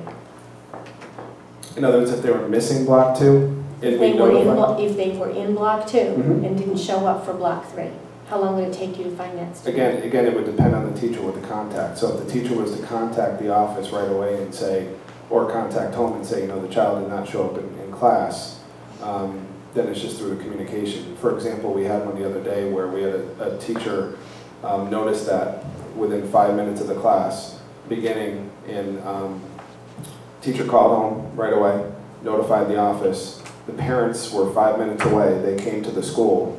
So, they sat in the office as, I think there was like 8 or 9 of us that were looking for this student during that time. So, that was a quick response, and I commended the teacher for that. And the parents, were aware, and the boy just wanted to not go to class. And that was very effective because we found him within, a short amount of time. If we get that initial communication from the teacher, which we try to push every single time, then it can be very effective. Because like I said, we have the security personnel, but we also have the administrators, we have other people with their walkie-talkies. For example, we have our PE health department that have the walkie-talkies. If they have it on the prep period, they're more than happy to help us try to find students. We have our nurse, she can go take a look. You know, we have secretaries. So we have people that can definitely go out there and take a look if we need to get a larger range of people to look. And we do utilize that. Maybe that's something that should be considered part of the fixed attendance policy, that the notification should be immediate. I'm talking about the student who has a medical issue or Correct. something, and the teacher ought to be required to make someone aware immediately. Correct, and we've, since it's not quote-unquote in writing, you know, we have no backbone with it, but it has been my directive for teachers to do that. I have put that in email. Policy would help. Absolutely, that's right, it has no backbone. What if these numbers are reported, are any of these incidence numbers reported anywhere, like to the state or to? Yes, any time there's an out-of-school suspension, it's automatically has to be reported to the state. So in IPASS, since I handle all the out-of-school suspensions, you have to click on a button and it says report to the DOE, and then a whole other list comes up, such as, for example, other victims, whether it was a victim of student, was a victim of non-student, teacher, substitute, were there drugs involved, were there weapons involved, where was the location, what kind of primary off-site education will be provided, like will it be homework only, will it be tutoring, and then there's also a secondary piece, so you have to add that in as well. So it's pretty detailed as to what you have to do to report to the state. And this is one snapshot, one moment in time. Mm-hmm. I'm curious about how these numbers compare to previous years. Is that information as readily available as this? We can get that for you. Yes. I'd like to see how we're trending. Absolutely. I can provide that to Dr. Conway, and then she can get that out to you guys. I think it's worth mentioning as well, you know, you asked some questions about PBIS as well, and one of the, you know, if we want to look at differentiation of instruction as a model and teachers make an adjustment for different student needs in the classroom, PBIS encourages us to differentiate for behavioral issues as well. So as much as we can get policy changes, you know, with your help and working within the school community, there are some cases where, you know, we do need to use professional judgment with particular students who we know that the kind of the mandated consequence is not going to be effective for. So those those 15% tier 2 students and those 5 to 10% tier 3 students. I know Dr. Sagai at UConn has talked a lot about, I thought this is a great way to put it, is that your code of conduct, your student handbook is a very effective tier 1 behavioral intervention. It is not expected to work for all of your students. There are times you're going to have to go off of that, and I think it's something that sometimes you know, high school folks in the rooms kind of struggle with a little bit, where you know, equality seems to be a big thing in high schools, and teachers tend to look at it that way, you know, academic equality and behavioral equality. And some of what we're asked to do under PBIS kind of pushes us in the other direction. And it's something that we have to talk a lot about it, and I think we have more communicating to do down the road. Ms. Sarn, yourself. It's a little, I've complained in the past, so I'll complain again, that I think it's a disservice to the board. It's kind of inefficient to not receive information in a board packet. I don't know who owns that, but to get information the evening of, I find it a little distressing, because had I had this information, I could have contacted the superintendent and asked for further, because this is just a snapshot.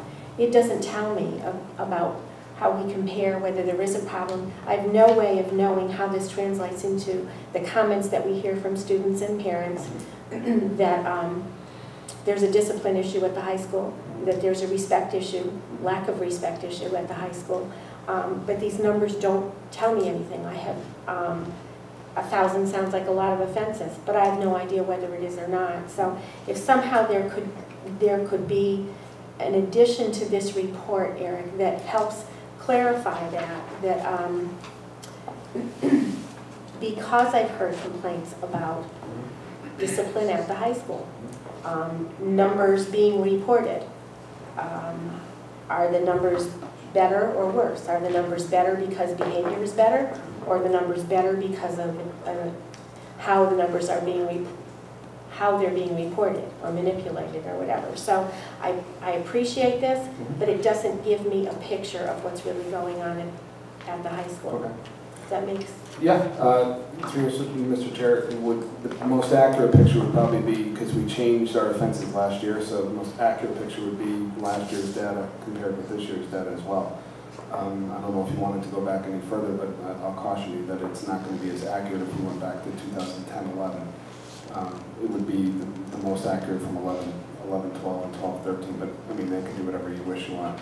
Are the offenses that we're talking about the same? They would be this, not necessarily, because that's when we made the switch over with PBIS and with the major and minor offenses, and we had to change some of the way we recorded an IPASS in order to send it to the state. Some of the offenses. So we have, if you looked at our offenses, there's a whole bunch, and then underneath it, there's a whole bunch with X's, which we used to use, which we don't use anymore. And we have to use them in only the ones that we have. I know it's kind of difficult to explain, but you know, it's a little bit inaccurate in that sense. But we can definitely generate the best we can for you. If you can make it as close to apples and apples as you Absolutely. can. I just wanted to let you know that it'd be a little bit different, but definitely. Okay. And a dangerous question to ask, so you can pass on it. So what is the climate at the high school? I mean, are you concerned about discipline? Are you concerned about making changes in attitudes and respect? Or is it working, or is there more to go? Well, I think what Mr. Brewer had mentioned before about it's not for everybody, I think that 15% of our population is our issue.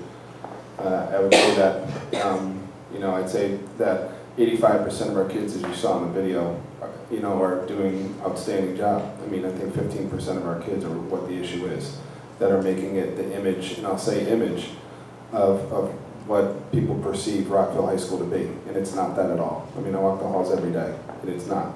As far as the discipline standpoint, I think the state statutes really hold our hands tied behind our back as far as what we can and what we want to do from a discipline standpoint. I mean, yes, teachers, I will admit, teachers want to see you, you know, quote unquote, lay the hammer down on a lot of these kids, you know, and unfortunately what the state statute says, you know, we can't do that, you know, and that's very difficult for a lot of people to work with.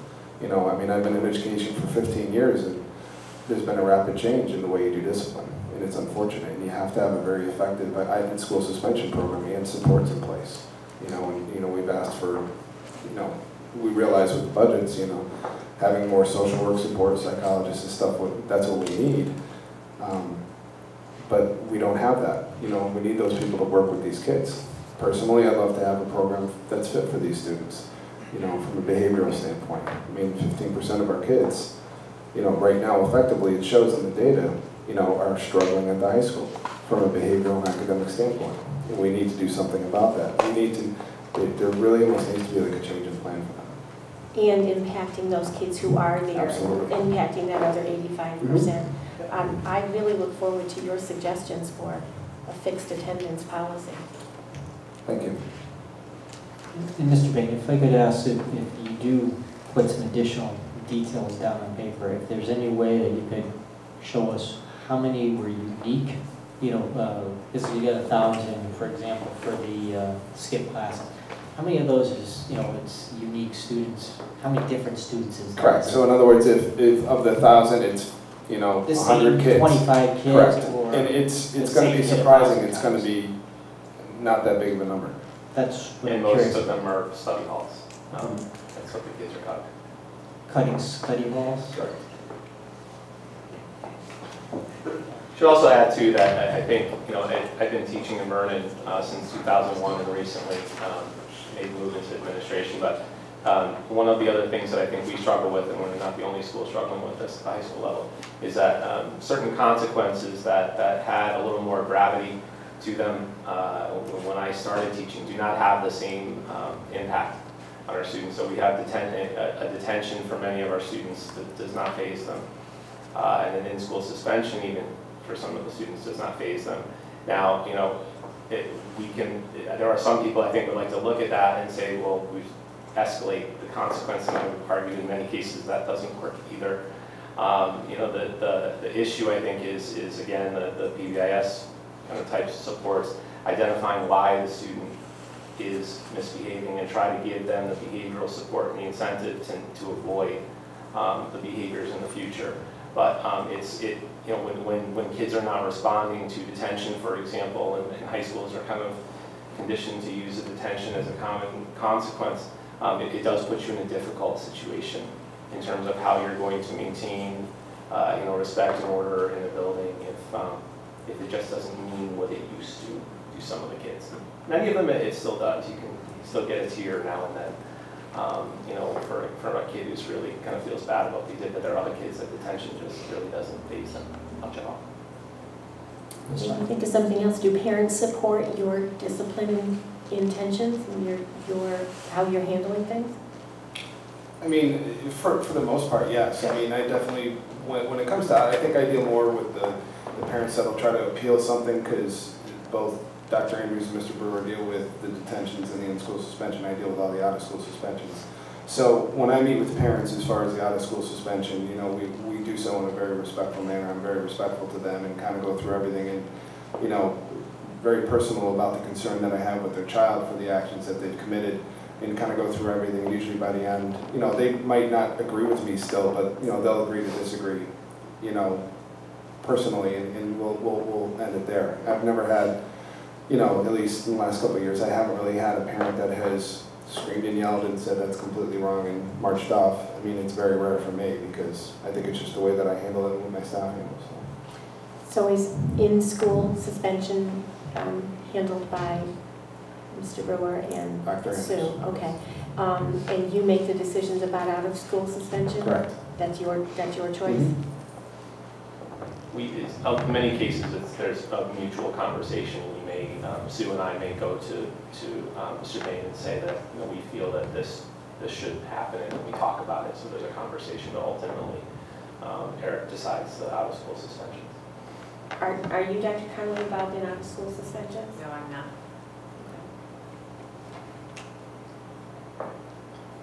Any final questions? Thank you for the report. Thank you very much. Thank you for the additional information coming through that. Absolutely, thank you.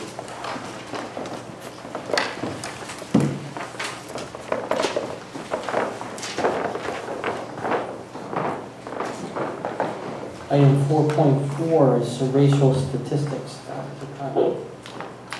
Thank you very much, Mr. Gould. I included the entire packet received from the state in your packet this evening, because I just thought that looking at it in context made a little bit of a difference.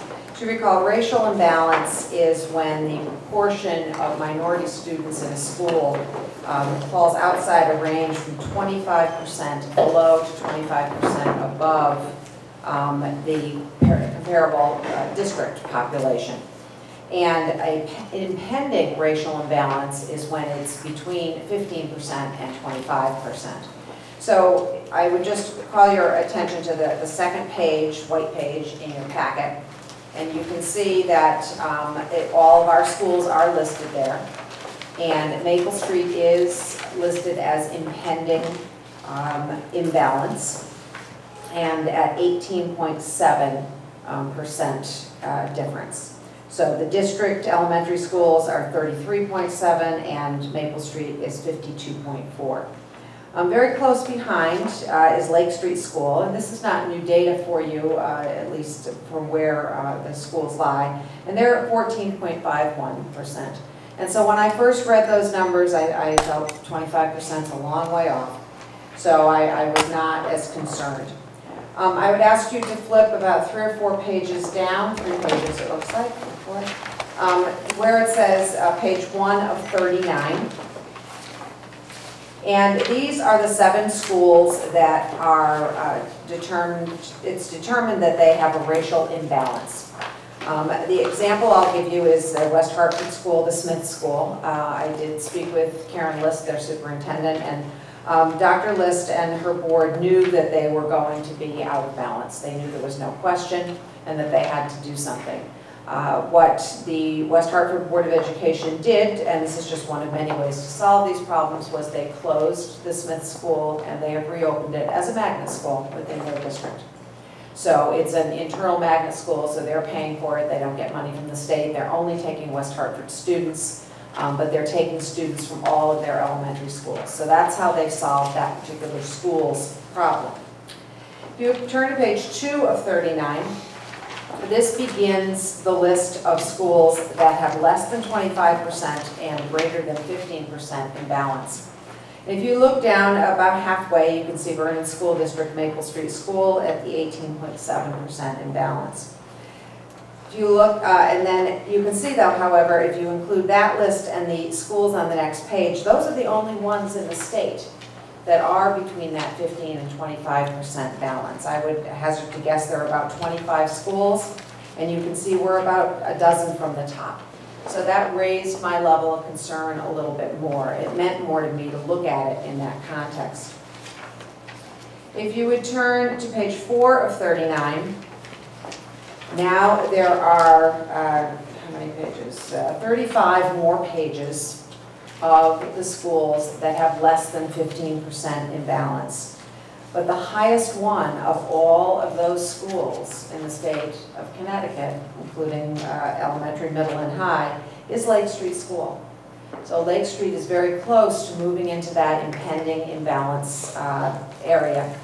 And then, and of course, Maple is already well within that. The median, I would say, is about 1.0. That appears on about page 22-ish. And that would be about the middle number, this median, of course.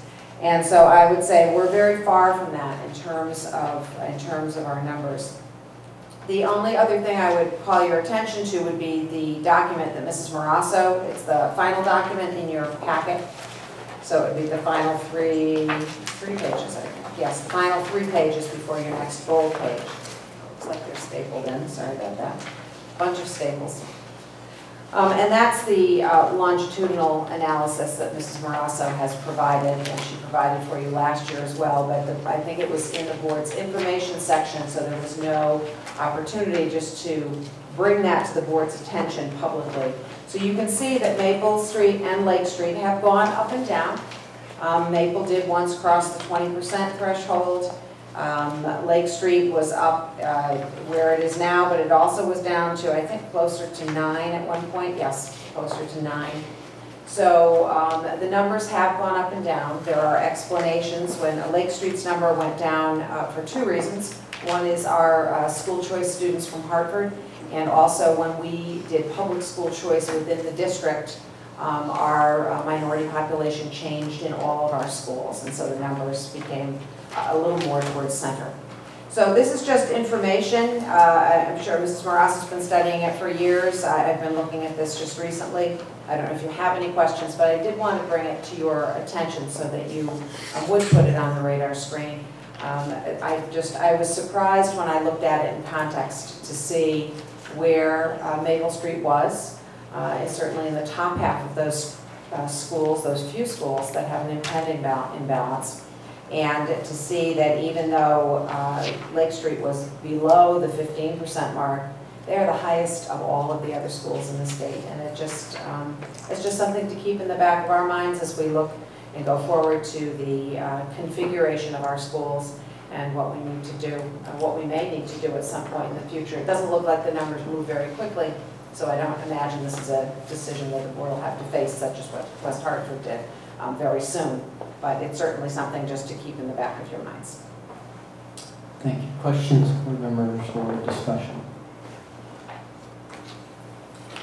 Ms. Goldich. Thank you. I have a question about the district percent minority. For a single district, are you talking about neighborhood percent minority or the environs of the school? It would be the levels. So we have a district elementary percentage, a district middle school percentage, and a district high school percentage.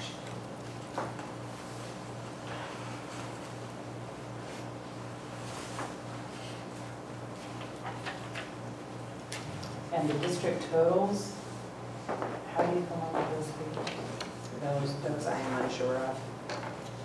Perhaps Mrs. Morasso recalls that. Those are the, that's the data that's reported to us in the state report. So that's based on enrollment for the total elementary schools and high school. So it's not district total, it's school? By level. By level, right, by level. So across the district, all elementary, across the district, all middle, and across the district, all high, except we only have one middle and one high. Right. That would be the total number of students.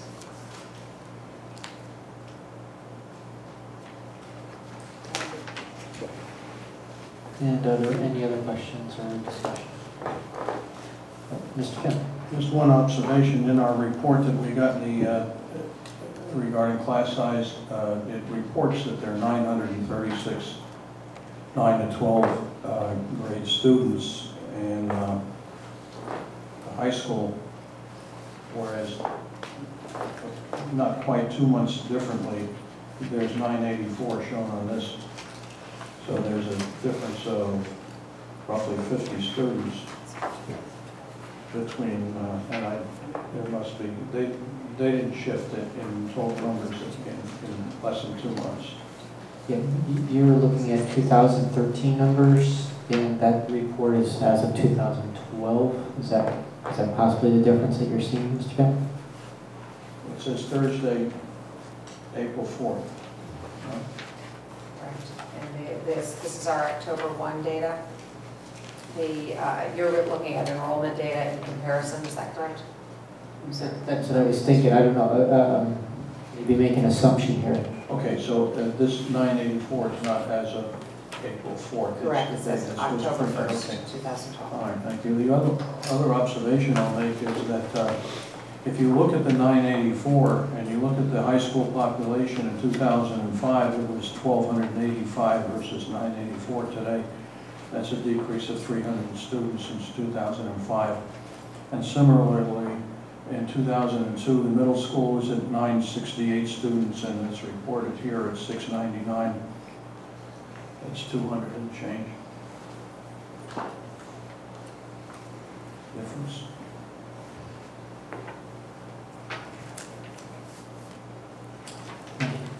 Any other discussion or questions? Seeing none, we'll move on, but we will keep an eye on that over time. Item 4.5 is job descriptions update. Dr. Conway. Thank you. I would like to thank Mrs. Buchanan, who I think has been living and breathing job descriptions for the last 18 months, and more recently, moment by moment. And she's been doing an incredible job on this. You did end up getting a paper copy here. They will be on our website as well. We have consolidated job descriptions, such as secretary is a secretary no matter which department they're working in. The essential skills are the same and things like that. So these are job descriptions that certainly you can look at. They do change as we change jobs or add and subtract responsibilities in them. But these are the drafts that we have. Many of them had no job descriptions whatsoever. I know this was just given out this evening, this document, so what I would suggest is that we take a look at it and email Dr. Conway with any questions that we have about specific job titles or job descriptions. Ms. Arnn, recognize. I know this was something that you wanted to accomplish this year. How close to complete are you? I would say we're pretty much complete. We had one repeat end today. Yeah, Is that I'd correct? just like to use the same format and everything and Right. change it. Not that they're all the same. So it's just a matter of consistency formatting wise, not any cosmetic data. Right, they're very different. Did we get that one that we talked about 4 or 5 hours ago? It was the next step. Yes, it should be. It is there, okay, thank you. Then they're complete, except that they're not in the same format. And Ms. Arnn. Can I ask why this didn't come out in our packet? because it was just finished about 3 hours ago. We've been working continuously on them. Yeah, the target had been on Friday, or that Dr. Conway had planned on giving this to us for over a weekend. And unfortunately, it took a little bit longer to compile. Other questions?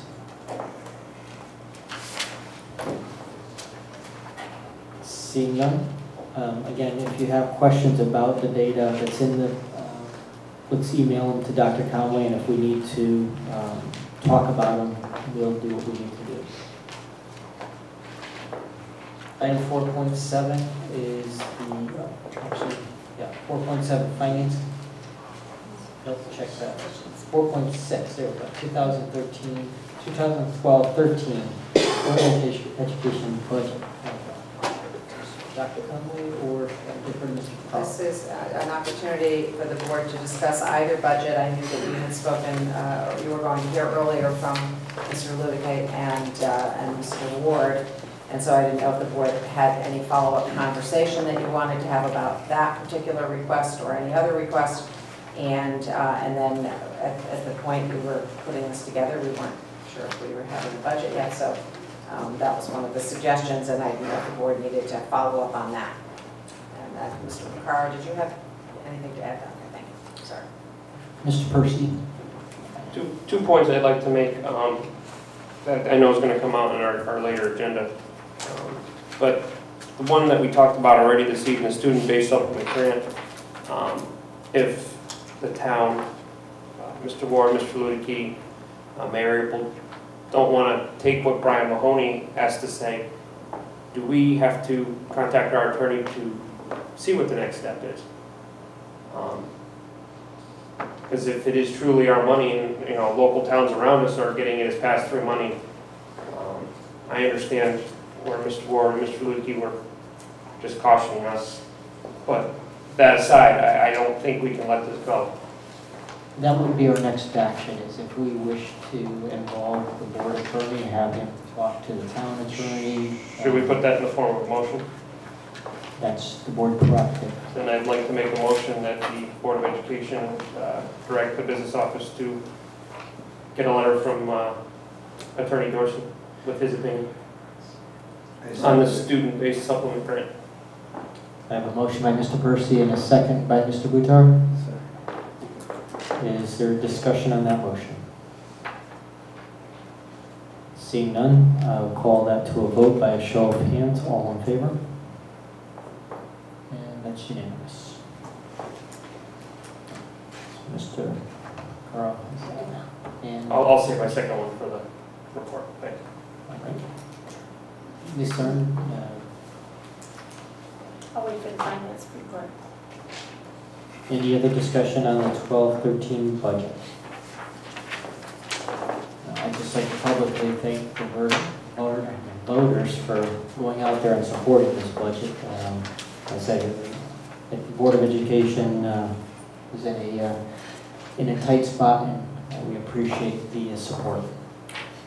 Moving on to item 4.7, Finance Committee report. Mr. Carl. Through you, Mr. Chairman, I'll call your attention to the Business and Finance report.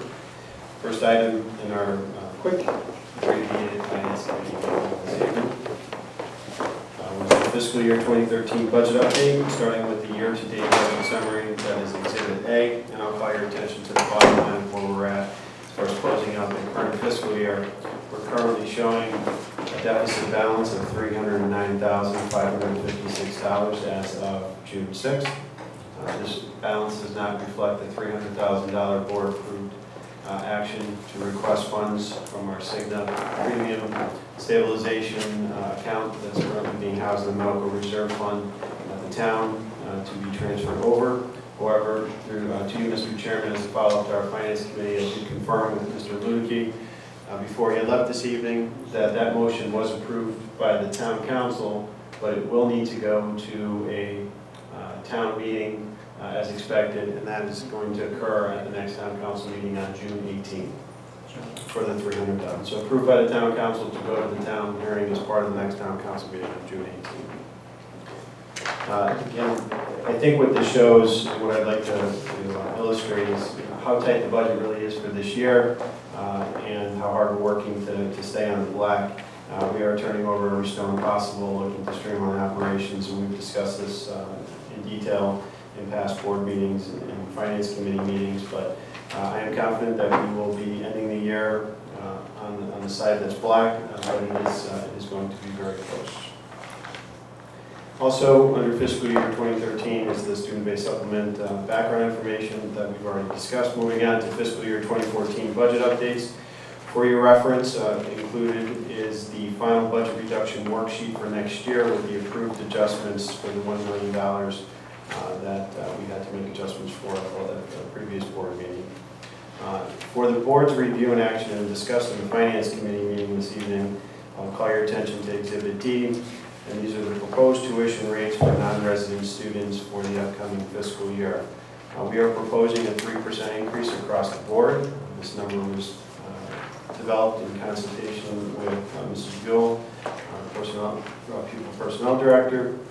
And I would also like to call to your attention to the ag education tuition rate. And typically this number stays level, has stayed level for the past few fiscal years at $7,992. However, this year that number has gone down. It is set. This is the only tuition number that is set by the State Department of Education.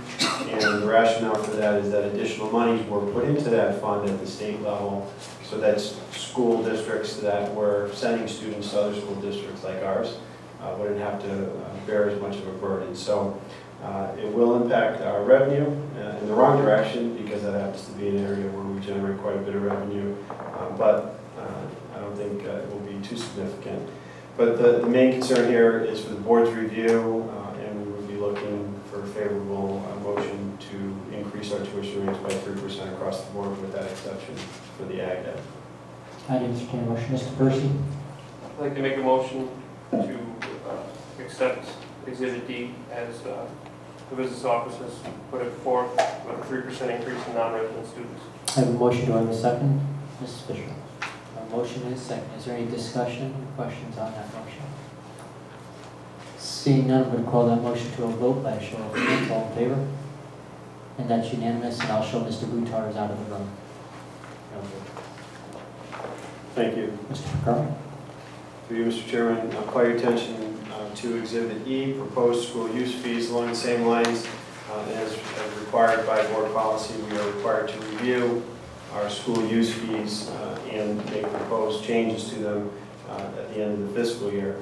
We are making proposed changes as demonstrated, and there's a larger handout. If there's a lot in here, it's difficult to read. But if we could just take this from left to right, starting with the areas to be used, and I'll highlight the proposed changes both to the organization types, the new categories that we've set forth, and obviously the fee structures that will go along with that. Our areas to be used are classrooms, auditoriums, the gym, kitchen, and cafeteria in our schools. What we're stating in the next column is that we're not proposing any changes to Vernon Public School groups or Town of Vernon groups. We're stating that we'd like to maintain that there would be no rental fee charged for those groups. What we're proposing to eliminate is the existing organization type and fee structures to go with it in the next column. And what we're proposing to replace that with are the next two columns. What we'd like to do, and this is based on models that we're looking at other school districts, and most importantly rates that will get us closer to what the market is from other schools, neighboring schools in our area, is to look at a Vernon-based organization fee structure and a non-Vernon-based organization fee structure. And you can see under the Vernon-based organization fee structure that the fees would stay the same as they are for the current fiscal year. But for the non-Vernon-based organization, you're seeing significant increases in the fees charged for those particular rooms in the schools. And again, while some of those numbers look rather large as far as the increase, they're still quite low compared to our neighboring schools. Obviously, we don't want to lose our market share and have our schools not be utilized as a result of an increase, but we feel that these increases are still much lower than our neighboring schools and will in fact help generate revenue. So from a supply-demand profit standpoint, we feel that this will increase our profit without hurting our demand for the use of our schools. The other change that I'd like to call your attention to is if you go down to the next row, we have custodian labor fees, kitchen employee labor fees, and AV tech labor fees. Those, we're not making any recommendations for a change for the next fiscal year. However, we'd like to add a category called audiovisual helper labor fees. And these are students or others that may be helping that we would be charged for, but we currently aren't being, we don't have a mechanism to recoup those fees. So we're requesting the minimum of 3 hours, $15 per hour, Monday through Saturday, Sunday and holidays as well, be included. And then for your reference, to give you a point of reference of where we were last year, where we are this year as far as total revenue and what we're projecting for next year, based on these new rates and the structure, we're looking at somewhere between $15,000 and $20,000 in new revenue, and that is revenue that we bring in and we maintain in our school use account that does not go to the town. I'd entertain a motion to approve this vision. I move that we approve the changes to the school use fees. As shown in Exhibit E. I have a motion. Mr. Percy, have a second? Second. The motion is second. Is there any discussion on the motion or questions from Mr. Carl? Seeing none, I'm going to call that motion to a vote by a show of hands. All in favor? And that's unanimous. Thank you.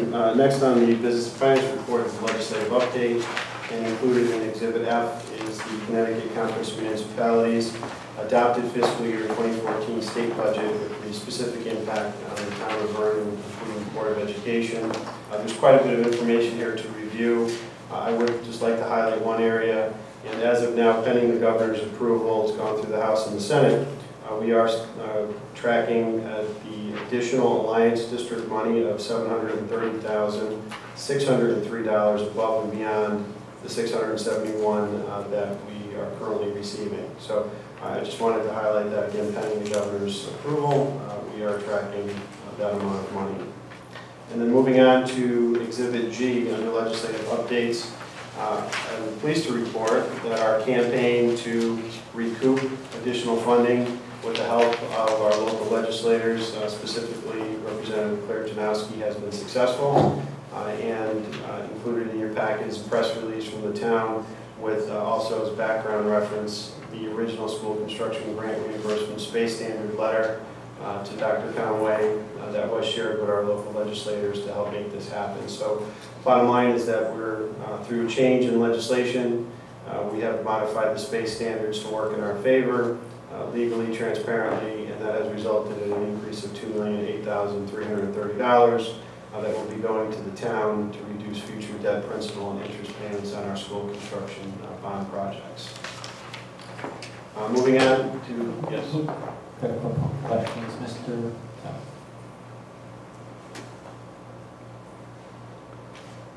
How much money was that?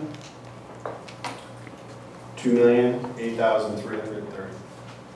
And that goes to the town which fiscal year? I believe that's going to be going into the town as soon as the legislation is passed and through the OPM budget process. Expecting it to go in next year.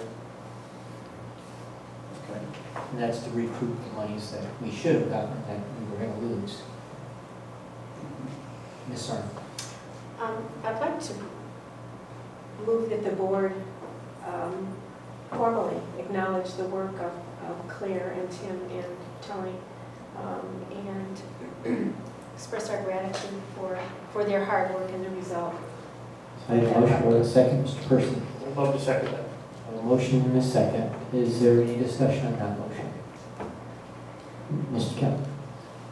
No, I'm going to support the motion. I also would like to say that we probably want to do something to acknowledge CABE supporting this Board of Education. You recall once upon a time you sent me off to the Delegate Assembly and we did successfully get CABE to adopt a resolution in support of our concerns about the way the state was calculating funding. And then when I think, Michael, you sent a letter to the state asking for consideration. They sent back a letter denying, did I have this right?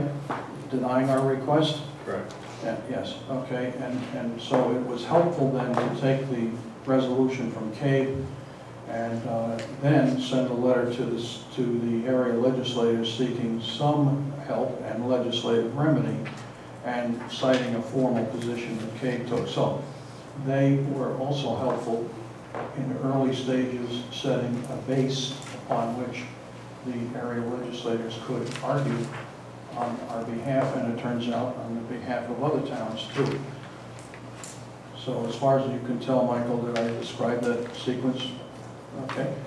Yes. Because this is $2 million, and I'm just taking a moment here on camera to remind the town council that this Board of Ed and the area legislatures got $2 million put into this town's coffers, which positively impacts the taxpayers, which we earlier heard all about. And so it pales by comparison the $120,000 that we're asking for. We in fact went and got, through legislative remedy, $2 million put into the town coffers. Thank you for that support, Mr. Kemp. Is there any other questions or dialogue? Seeing none, we have a motion to acknowledge Ms. Janowski, Mr. Eckert, and Mr. Guglielmo from the board's perspective. All in favor by a show of hands? That's unanimous. Thank you. Moving on, a few quick updates through Mr. Chairman. Food and Nutrition Services, we are actively recruiting and hopefully in the final phases of finding a new Food and Nutrition Services director, and our plan would be to hopefully announce at the next Board of Ed meeting on June 24th our approved candidate.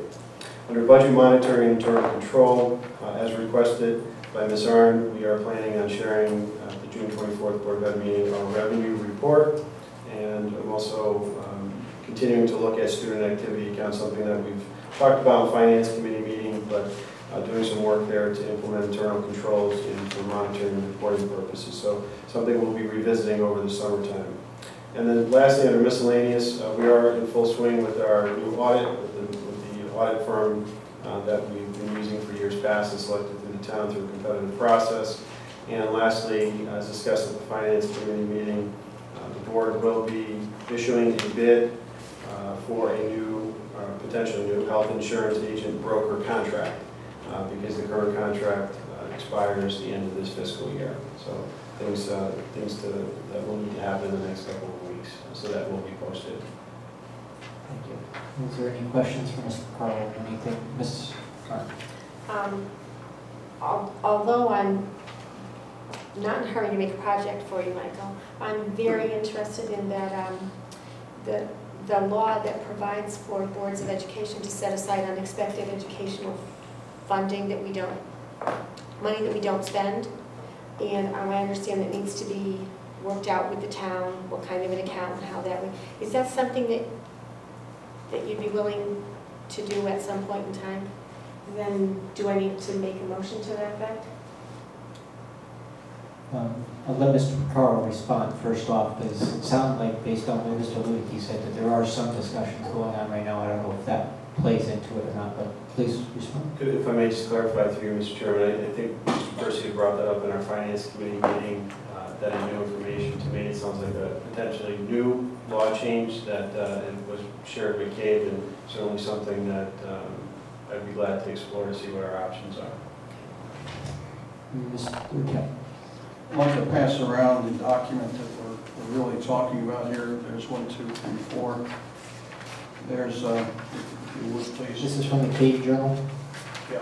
Thank you. What we have here is section 10-248A, unexpended education fund account. You'll notice in the italicized portion there, it refers to funds that may be in excess and that there in fact can be. The Board of Finance or the authority making appropriations for the school district for each town may deposit into a non-lapsing account any unexpended funds from the prior fiscal year from the budgeted appropriations for education, and that it not exceed 1% of the existing budget. Now, in our case, a $50 million budget is $500,000. we're not looking to have that much of a surplus, but should we, I want to make sure that we have the option of not simply returning it to the town, that we put it aside in the form of an account, which it is possible to do. The caution here in the article, and please take a look at this, and we'll probably deal with this another evening, is that the boards of education should have an understanding with the fiscal authority, preferably in writing, especially here in Vernon, as to the purpose of such an account, and as to whether and under what conditions the Board of Education may access the funds, so that we're not finding ourselves having yet another conversation that we weren't clear on in the first place. I'm thinking if we were to fund this way and took a risk in something like, let's say, special ed or magnet schools, that way we could pay for the people and the things and the computers in the hard budget, and conceivably, if we do have some form of access, have this account in place and agree with the town in writing that should we need to go into that we could, and so that if we get hit again with something like a magnet school dollar amount that was a surprise to us, we've already paid for the computers and the people, and that we would have this as a fallback without having to go with our hat in our hands asking for a special consideration that has to go all the way to the people again and so on. So this is recent, as of 2010, I think. Yes, it was 2010, according to the minute. This is good information, Mr. Kemp, and Mr. Percy had brought this up during the Finance Committee meeting as well. I'm glad that you printed this out. Only one thing I'd like to just remind the board is that today, when we have excess, if we do at the end of the year, it has gone into our capital non-recurring account, which I believe the balance is down in the neighborhood of $130,000. We haven't funded a capital plan in several years. I don't know exactly how many, but I know it's got to be at least 4 years, maybe more than that.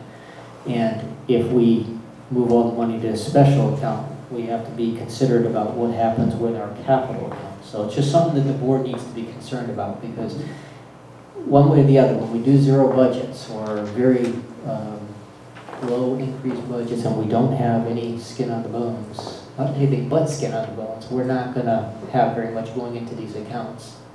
Just something that we need to work on. And that's why I think having Mr. Mercaro speaking with Mr. Ludicky, look for those opportunities. If we can find ways to save this town money by generating additional revenues that weren't anticipated, maybe we get a cut of that and have that go into these special accounts. That would definitely be worth our time talking with Town Hall and trying to work these things through peacefully rather than taking the sledgehammer approach. I mean, I know we're in a difficult time this year, and I know in years past we've given back as much as $800,000 because of an insurance refund or overage.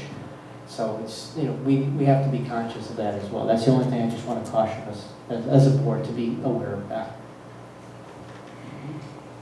Any other questions or dialogue on that? Seeing none. Mr. Crowe, I assume you're wrapped? Also, sir. Thank you. Thank you, Mr. Kim, for providing that information. Item 4.8, which is the update on special education alternative program. I'm going to call Ms. Buell to the table and Dr. Connell. Thank you. As Mrs. Buell comes to the table, the plan that I sent you out was obviously the wrong draft today, so I think Mrs. Buell has another set that includes the full budget as well. This was... I had made enough copies. Some people already have them, so if you already have your copy, please go ahead and pass to the next person.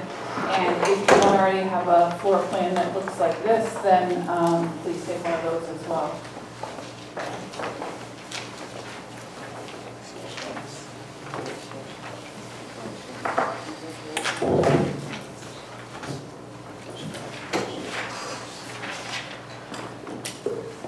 would like to begin by adding to your dilemma of receiving materials this evening. So I apologize as I present. We have had numerous conversations about this and was asked to kind of beef up this plan a little bit. And so what I have put together is a business plan that I hope you'll find will answer your questions regarding this program. I thank you for supporting the work, the ideas of the Office of People Personnel in the development of an alternative program. We very clearly have heard this evening why we need to look at cost savings in this area.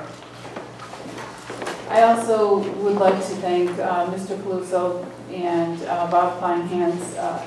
They have walked the halls with me and looked at many sites. So certainly, I have one piece of information. They come with a lot of the practical information that we need to have. So I thank them.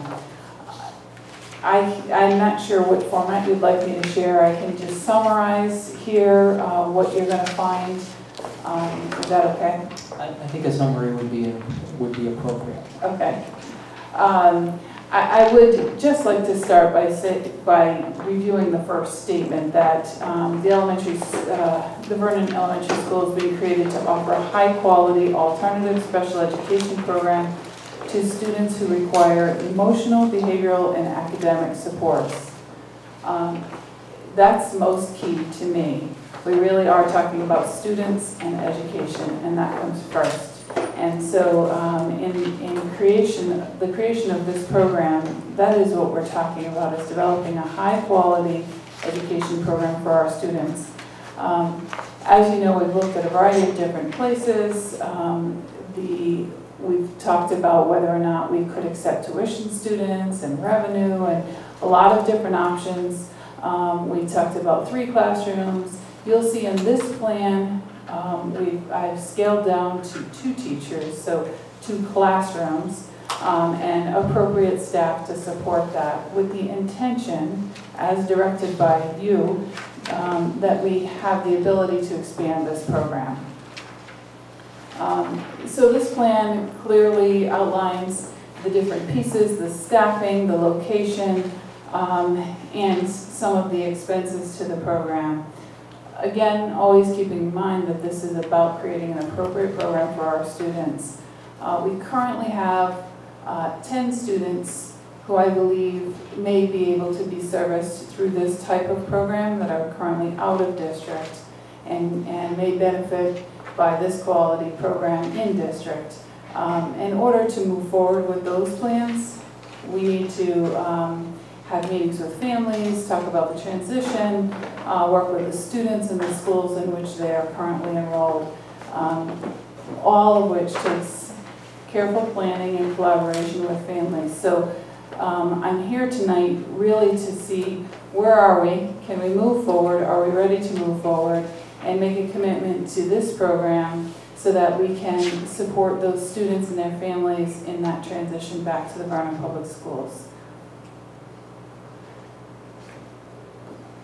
If sort of well, what does it look like and where is it? If you look at this map, you will see the circle says the main office. So that's the front of the building when you approach the high school. You need another one? You need a couple? Sorry. I don't have another one right now. But, so when you approach, you can see the highlighted section, that hallway there. It actually has the old main entrance of the school, has a turnaround there where the traffic flow comes in and can drop off students right very close to the entrance of the hallway. Thank you. So this is the front of the building. The traffic would flow in, go around that little island, and drop off the students right at the end of the hallway. There is actually a double set of doors there that students could enter the program. We would actually not require significant changes to this space. We would block off this hallway. You'll see it says office and there are some lines there. So we would block that little hallway, creating a timeout space that would be in alignment with the Connecticut State Department of Education regulations, and a little bit of a closet space. Currently, what's listed as office is storage space. So that adult education uses that space, so they would need to reduce some of their storage in order to accommodate us. Those 4 classrooms that are highlighted are the only 4 on the hallway that we would use to start the program.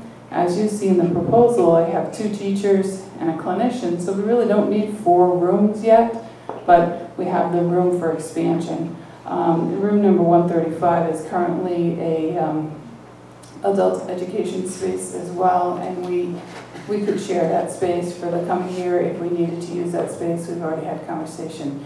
It is necessary to relocate a few teachers to one program, the ESL program, and one social studies teacher. I'm discussing with department heads and the principal where those relocations would be. But as far as the program is concerned, we'd also lock the hallway off so that our students would have their own hallway. High school students would not rotate through that part of the wing in very similar fashion to we have at the TELC program. These center classrooms are all accessible from the other hallway, which Rockville High School students would still use that hallway and classrooms in that hallway. So that's the one other piece that doesn't appear on the map is directly across, just as you leave the building through that doorway, across the driveway is a lovely grassy area that has a fence on one side. We'd like to add fencing to create a safe play area for students. I think over time we'd look at what we would put in that area, but at least just to be able to allow students to go outside, play ball, have some space to just be outside and get their exercise. So I think as far as the physical changes, the plan, I think we can create a safe, elementary age-friendly wing for those students, something that we can be proud of, you can be proud of, and that families would want to send their children to. It will require some paint, some rugs, carpeting, maybe in some classrooms, and some changes, but for the most part I would believe that most of the furniture pieces, significant furniture, would come from existing classrooms or across the district, things that might be available. In this proposal, I do have some funding proposed for classroom materials. Obviously, some materials would need to be purchased, and we want to make sure that that's an appropriate setting for our students. On the last 2 pages, so pages 7 and 8, you will see that there is a description of the costs. So there's staffing, construction or renovation costs, and just operation costs. Obviously in the first year, the construction and renovation cost would exist. In the future, that cost would not exist. It's not a significant, it's a good amount of money, but it's not a huge amount of money. But so you'll see on page 7, under the gray line, just above the gray line, I'm sorry, the cost of the program, $435,293, is the cost to create it. Then we start backing out some of the costs that we may save. So we might reduce the budget in some other areas that we've already planned on. So in this projection, I have 4 students who we're saving tuition and transportation costs. So that would reduce the budget by $231,180, leaving the unbudgeted or projected cost for the program at $204,113.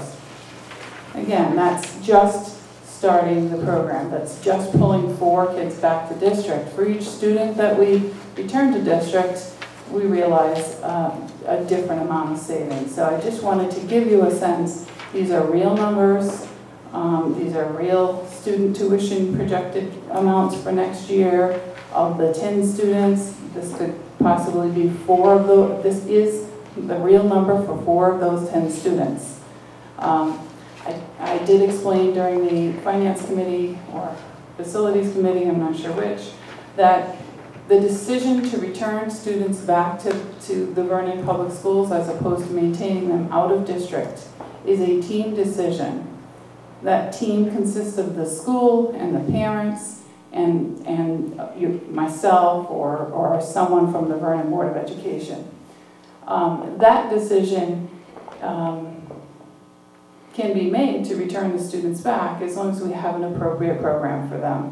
That's how we make the decision to place them out. When we don't have an appropriate program, then we can make the decision to return them when we do.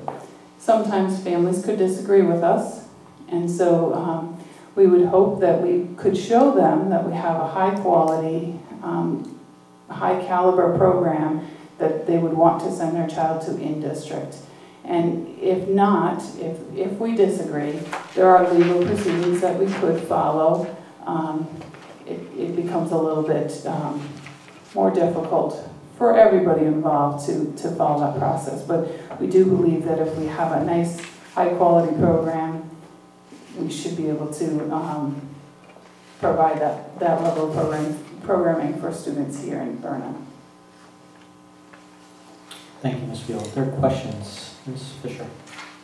I have a couple of questions. In rooms 142, 141, 140, and 139, they have doors on both sides in each hallway. How are you going to, you're just going to lock the door on that hallway side so they can't get out? Yes, we could lock the doors from my hallway side so the students can't, my young students can't enter. The high school students, I think, could leave, but they would have no real reason to come into our hallway. And then I wanted to ask about the PE and art and music teachers. Would the art and music teacher go into these classrooms and work with these kids? And what about phys ed? Where would they have their phys ed? So there's a variety of things. One is that depending on so first art and music, we would develop some kind of program where art and music teacher would come into the program with 2 classes. We may choose to have art and music together, we may have it separate, but we would develop some type of program. This plan shows every other week some kind of art or music, or every week either art or music coming in, and it would show staffing-wise every week they would have some kind of physical education by a phys ed teacher. So where that would be would depend on the student needs. Sometimes a student may be able to go outside and play in our fenced area. They might be in a position where they might be able to go up to a different area of the high school. Depends on the schedule, and we would not go when other students were there. There are also opportunities where the gym might be available. One of the multiple gymnasiums might be available to us. Again, all those decisions are made on a day-to-day basis. In some ways, it is similar to the TALC program. If students are prepared and ready to go, they go. If they're not, we find some other alternative.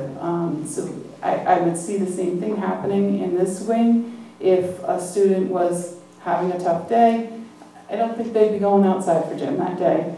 We might be finding an alternative physical activity for them to do within the hallway or classroom. And we have the Renaissance program at Center Road. Is that totally different from this? Or will some of those kids go to this? Or? At this point, so this current year that we're in right now, we had increased the Renaissance program to 2 teachers, potentially servicing double the number of students. We'd like to change that model. I'd like to reduce it back down to 1 classroom at Center Road School so that the highest functioning students that need the least amount of support, but still need some support, can participate in the Renaissance program. For next year, there's a projection for 10 students remaining in the Renaissance program.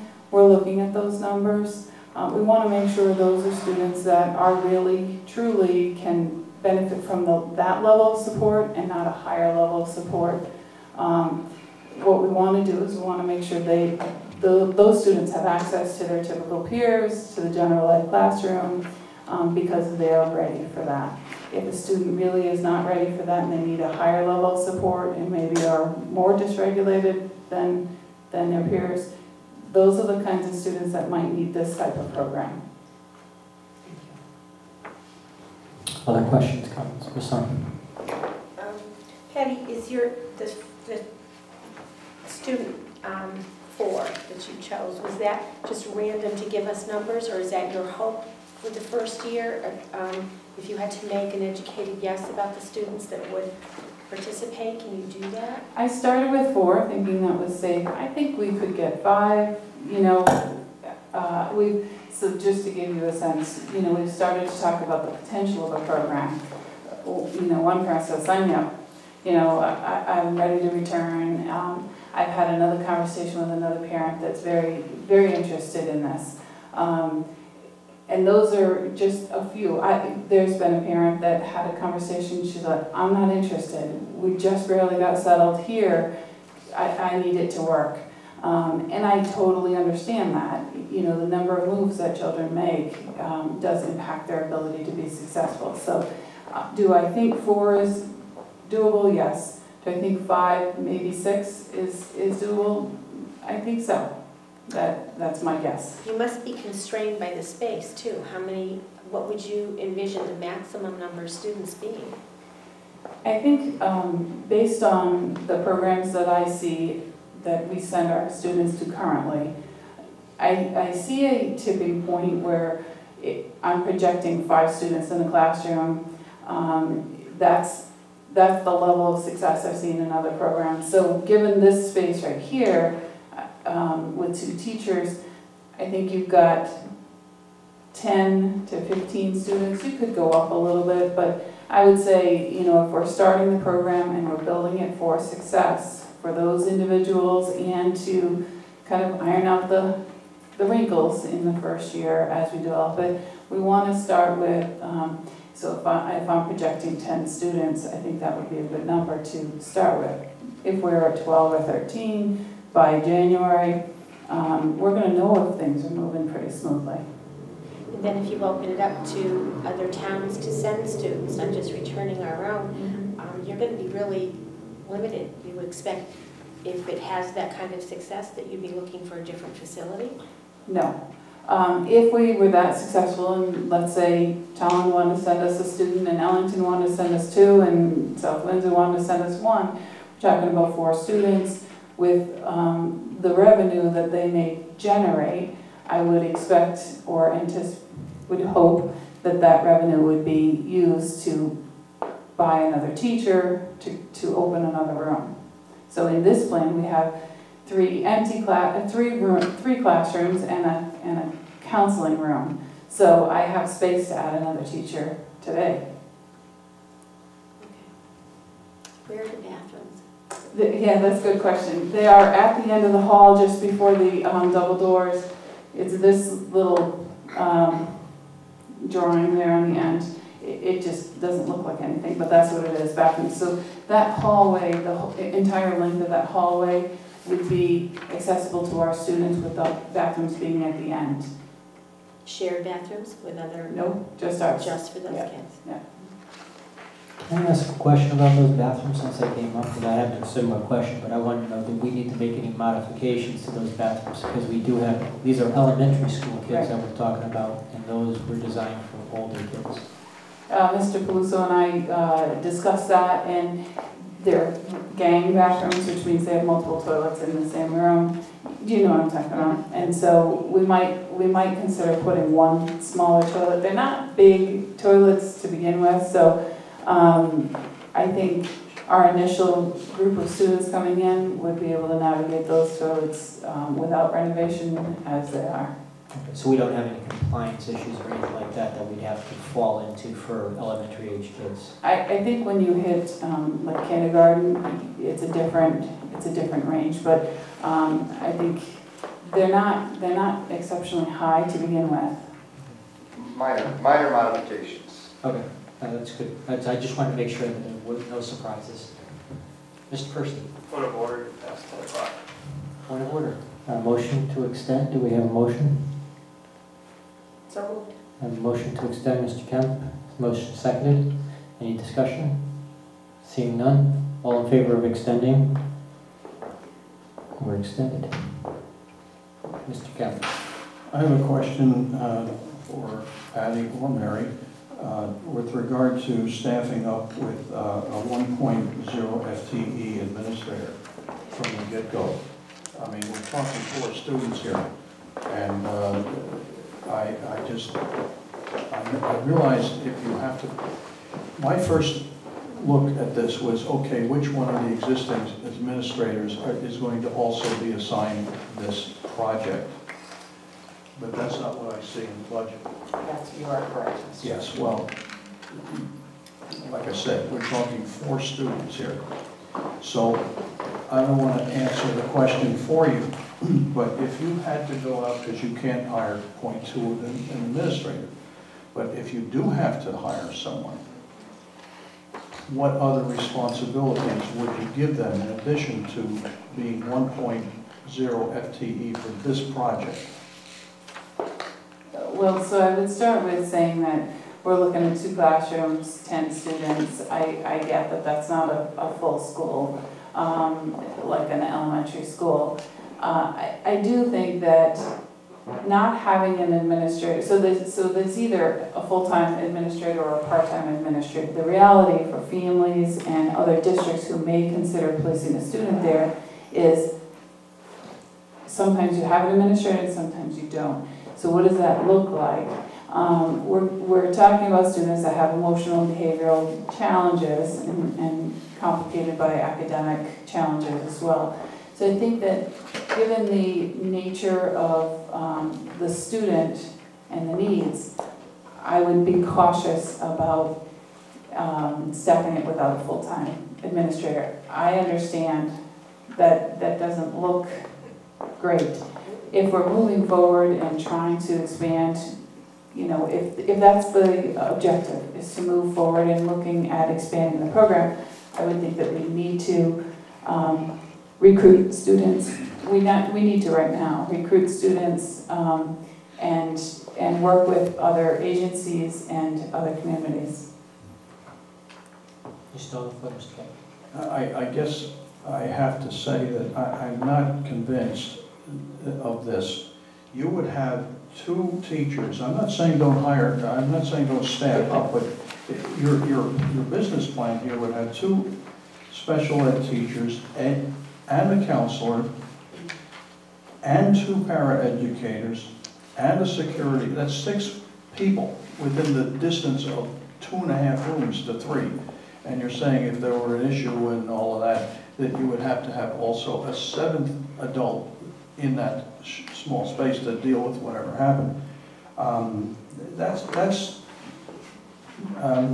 not buying it, because we're talking 100, how much here?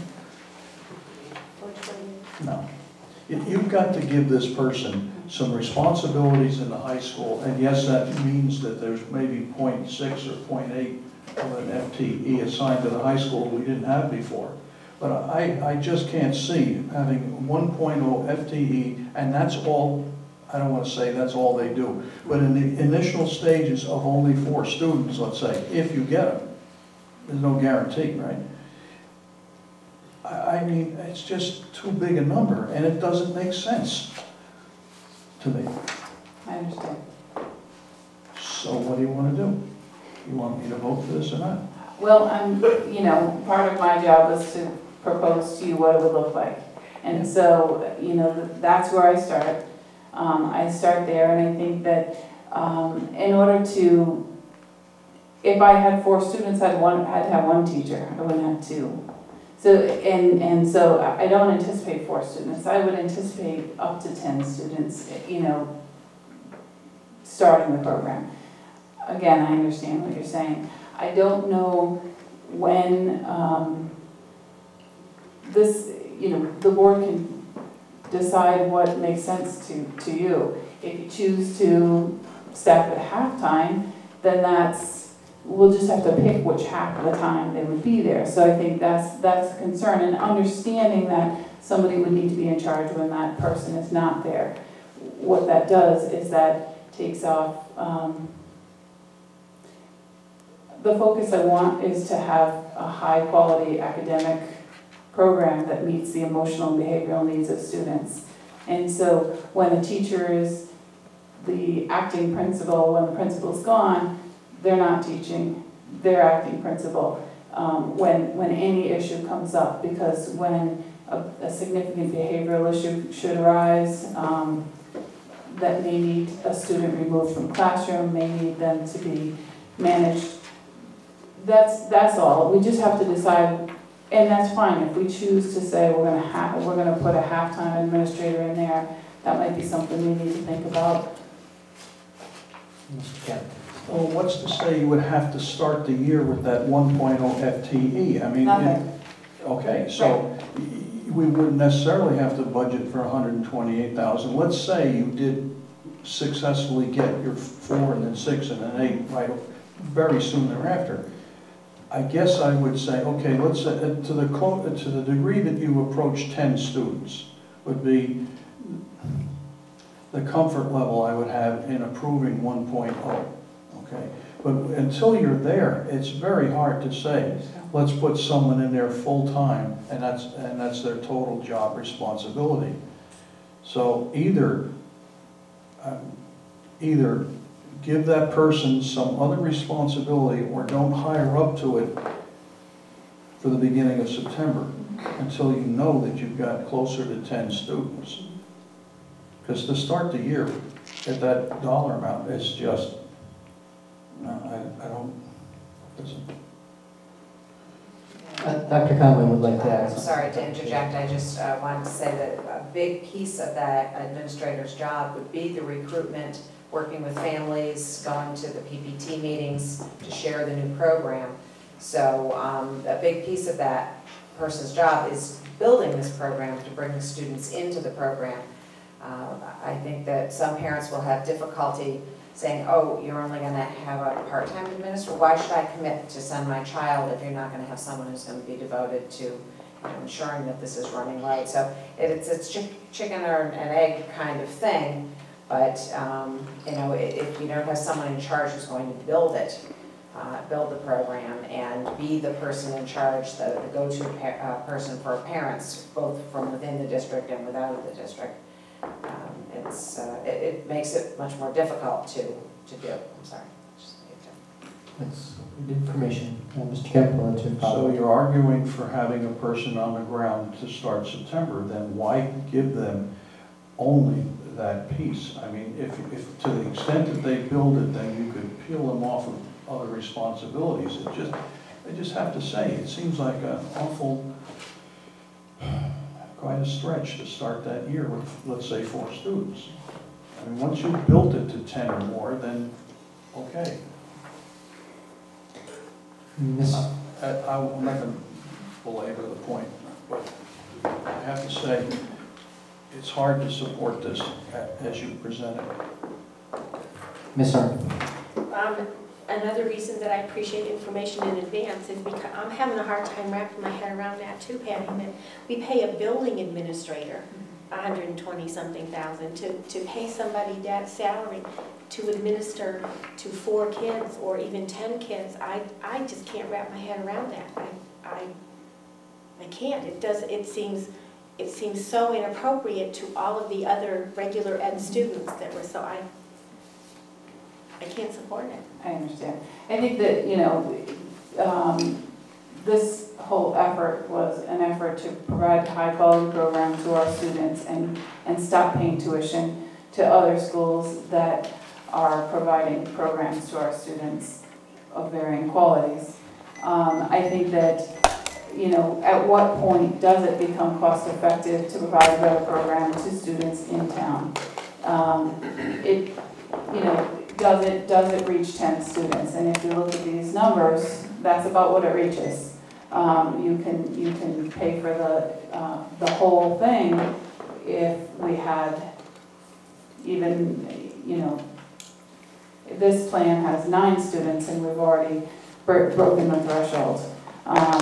You know, 2 that are not outplaced and 7 that are returning. All of a sudden you've broken the line. So, you know, I understand. That's why we pay so much for students to go somewhere else, is because it's not cheap to run these programs. And so I fully understand what you're saying. However, we want to, if we're committed to doing this, whatever level of commitment, good or bad, I'm not judging it, but I would like to commit by providing enough administrative support to this program that we can recruit and develop. It's not developed. We need to develop a program that's a high quality program that can be administered and recruit students for. I would love to be able to say, I could do that for you. I can't just commit. I mean, I'm working on it, but I can't commit to make that happen for you for September. Just all the fun, sir. Is there a plan B? Is there a, I mean, I can't pick a magic number, but is there, I would be asking you to suggest an alternative, not for me to suggest one. You know, I think that the key piece right now is to get it off the ground. We do need some administrative support right now. If you were to approve it today, we start advertising, sending personal letters home, setting up meetings for families to come in, going out to schools, meeting with those families. That really is best done by an administrator. You know, somehow, we've got 2 weeks of school left, but somehow we blend what we're trying to do in the next 10 days and developing this program. And then the work becomes setting up PPTs in the summer to meet with families and meet with those schools.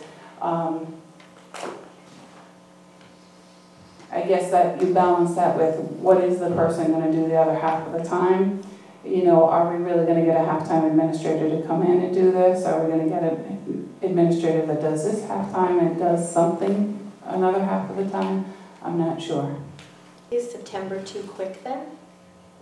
Is it something that could be done more slowly? Of course, it could be done more slowly. No matter what, we're going to need an administrator, or we're going to need the face of Vernon Public Schools to go out and develop and sell and recruit this program, for this program. And so the face of the Vernon Public Schools is whoever we choose it to be. Right now, you know, we're trying to put some pieces in place for this.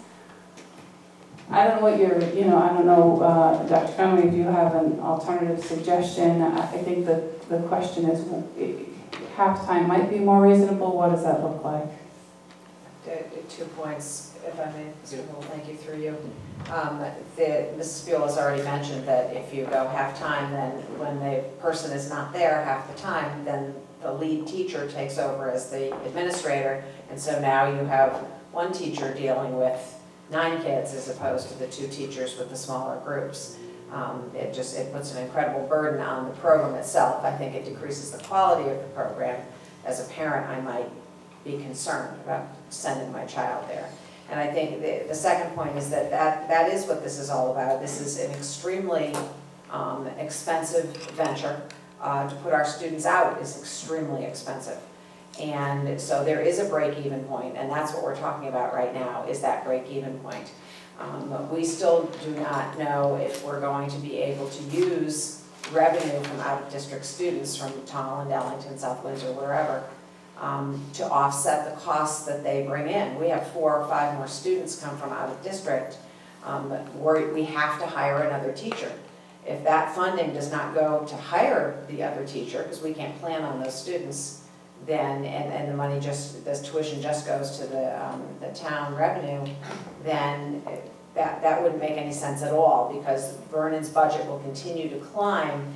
And I will also then be concerned about the minimum budget requirement, because our special ed requirement, or our special ed money is going to significantly outweigh the regular ed as we continue to grow that program.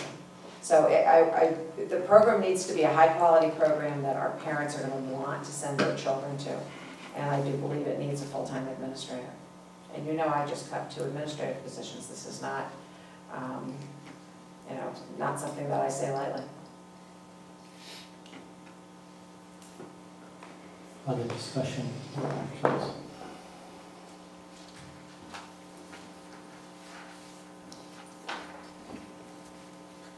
Do we move on? Excuse me, are we looking for some kind of board action this evening or what? There is a proposed motion. I said there is a proposed motion to approve the creation of the alternative learning school. However, this is the proposal that you're talking about. And how you want to handle that is up to you as a board. Mr. Person. I'd like to make a motion that the Vernon Board of Education approve the creation of an alternative learning school. But I'd like to add to it that pending discussion with the town on how the income comes back to the Board of Ed. I second it. I have a motion and I have a second to approve the creation of the alternative learning school with the stipulation that we determine how the tuitioned students' revenue would come back to the Board of Education. Did I get that right? And discussion. Ms. Harden. If you offer a program like this, Patty, and it doesn't work, you don't get the students, then what? Then you have offered this program and it's not going to be it's not even going to come close to self-funded. I'm so afraid to make the step with those what-ifs out there, except I understand that you probably can't answer the what-ifs until you make the commitment. So I'm really struggling with this, but if we make the commitment and the students don't come through, they just don't. You said that, you know, parents get their child settled somewhere and it's really difficult to move them, or we're not as attractive as we hope to be to other towns, and now we've got a program that doesn't even come close to funding itself. I don't know.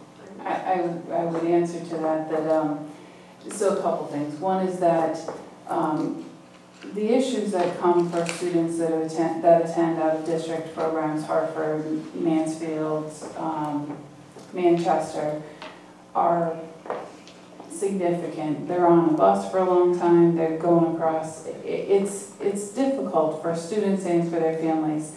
The conversations starter is an easy one, because I think that we can offer something that other programs are not offering, and we can offer it in their hometown.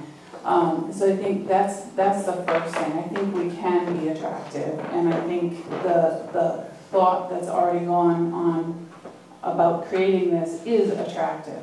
So that's, to me, I think we're in the right, yes, I really do. The demand out there is high. I've talked to 2 of those 3 different out-of-district placements, and they said, you got any space? Because they have more students than they can manage, more referrals than they can handle. And so, and given our own trend of students that have needed or required out-of-district placement, you might project that we might need to, if we follow the pattern of the last 12 months, we might have more students that are going to be outplaced. So part of this is addressing, bringing students back. Part of it's addressing appropriate options. Part of it's addressing changing the climate of a school when a student really is dysregulated or disruptive to the learning environment of others. So I think that this benefits our students that needs the program as well as the students that are left behind in the elementary schools that need a separation from those students. I understand this is a risk. Clearly, I understand this. We're certainly not going to build a program for 6 students and try to fail the Vernon Board of Ed. That doesn't exist for me. The hope is that this is a better program than any other program can provide. So I really hope that this is a good thing for our students. It's in town. Even just some of the transportation nightmares that occur with students all over. Buses, they have to pull over, police are called, multiple buses to the same school because students are having difficulty, multiple requests for adult support on buses. Very, very difficult to try to fill that need when a student is unsafe on a bus and you need to put somebody with that student. Not many people want to ride the bus for an hour and a half in the morning and an hour and a half in the afternoon. So there are so many issues that impact a student's day that can be avoided by providing a program in district. I really am pretty confident that this will be a program that will benefit our students. I understand the risk you're taking. I understand that it would feel better if we could recruit immediately. 2 other directors in my position in neighboring communities said, let me know when it's open. They're very interested. Thank you. Any other questions? Seeing none, I'm going to call that motion to a vote. I'm not going to repeat the motion. I think we all know what it is. All in favor? And those opposed? One opposed? Or you're going to support it? Be unanimous. Thank you. Thank you. Thank you for the presentation. If anybody has any questions about any of the other detail that was in the document, please email Dr. Conway and we will make sure that if there are any other questions that they are answered. We extended, we didn't put a time limit on the extension. Does anybody want to put a specific time limit on the extension or just go until we're done? It's 10:30.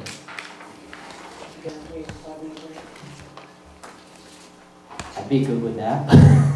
If everybody else is good with that, are we good? If we can do that 5-minute break before we go into executive session, I would document them. We have 2 more items to do before we hit the executive session. Okay. So we'll keep moving. This is item 4.8A, which is the donation from Rockville High School. And Dr. Conlon? Thank you. We were contacted by Ed Bolduck, who owns Bolton Motors, and he is willing to donate a computer that diagnoses cars. We all know when we go to the service station now, they hook us up to a computer, and this is one of those computers. So we do have students who are working on cars in our automotive area, and we would be very, very grateful if the board allows us to accept this donation. Ms. Fisher. I move that the Vernon Board of Education approve the donation of the Sun Modular Computer System from Bolton Motors to Rockville High School valued at $1,200.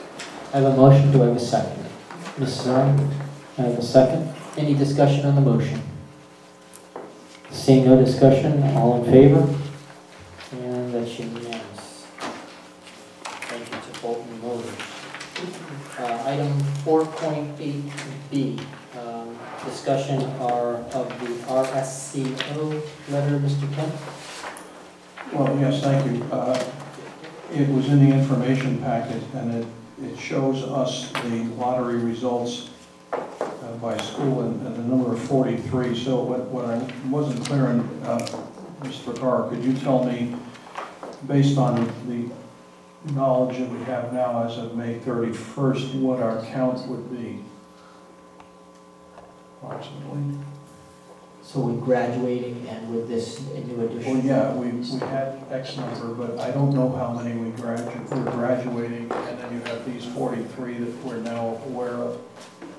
Mr. Romasso or Mr. Carl, do you have a number or an estimate? Not Or off is the it a top of guess? my head, I'm sorry, it'd be a guess.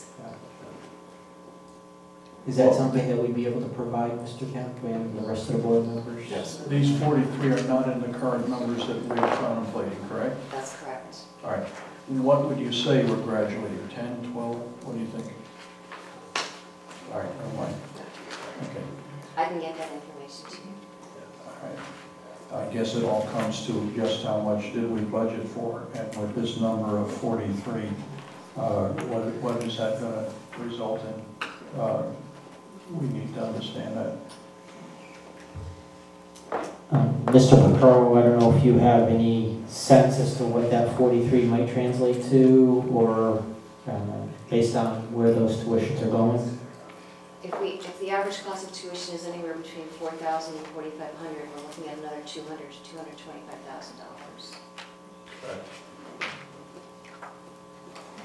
And Ms. Fisher? I just wanted to ask, these numbers here, that these are students that have been accepted, but could it be that one student's been accepted at 3 different schools on this list, or and then has to choose one, or no? My understanding is these are the students who have accepted their Oh, acceptances. okay. So the acceptances went out, I gave you those numbers quite a while ago, end of April. So what I guess what we want to know by the next Board of Ed meeting or sooner, if you wish, is exactly, well, not exactly, but a revision on what our magnet costs will be. What our exposure is? Well, yeah, roughly the number. Drop out the ones graduating and factor in as close as possible what this represents, and we'll go from there.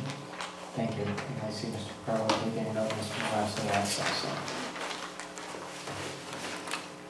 Okay, if we have no other questions regarding on that, we will move on. This is, if I could just, action on this, On 4.9, there would be action. 4.9 is potential. Okay, So 4.9 has potential action, so. Oh, that's well, say no action, that there is action, we would be approving that. That's what I was thinking, because it's contract related. Okay, so we will be taking some other action so we can review the calendar and press at the end of that. So if we want to take a 5-minute recess and then get into go into executive session when we come back.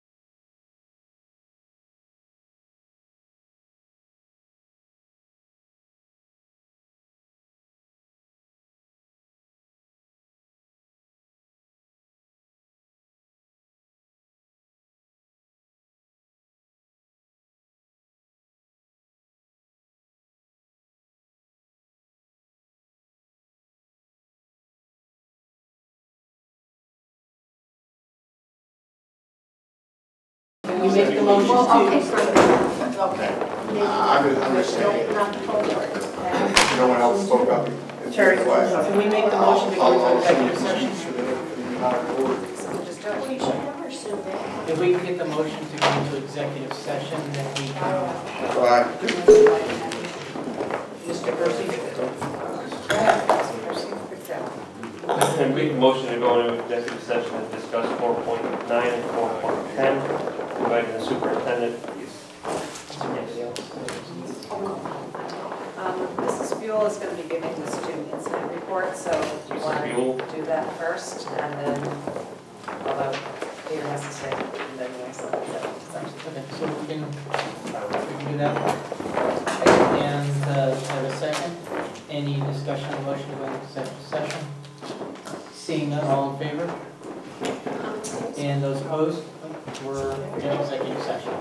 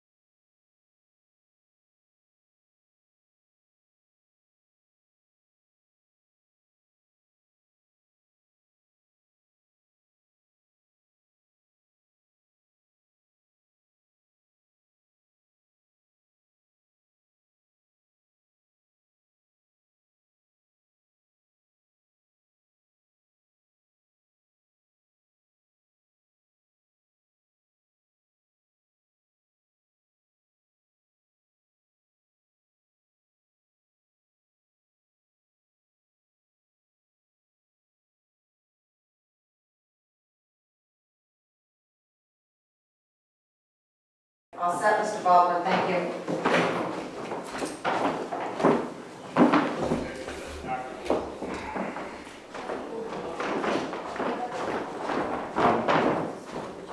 I'm gonna make a motion. Oh, that, okay. And I'm gonna make a motion. It's gonna be I was quick. gonna say that after. Don't worry about it, Peter. It's gonna be over so fast. Here. Don't blink, Peter. Better to hear.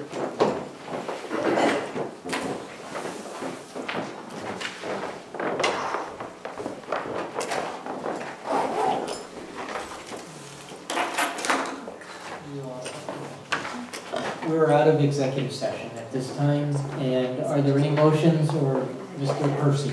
I'd like to make a motion to discontinue the student report we received tonight from Patty Booth. I have a Student motion. incident report. I have a motion. Do I have a second on the motion? Ms. Fisher? I have a second. Do I have any discussion on the motion? Mr. Kemp? Oh, okay. Okay. All in favor? And that's unanimous. We will discontinue that report. Mr. Percy? We still got to do the calendar and question the press before I say Okay. that. Any calendar updates? Seeing none, moving on to Mr. Percy. If there's no press here, I There is no press. make a motion to adjourn. We have a motion to adjourn. We have a second. And that is a non-debatable motion. All in favor? We're adjourned at 11:07. Mr. Percy, then Mr. Bouchard. Thank you, Tarzan.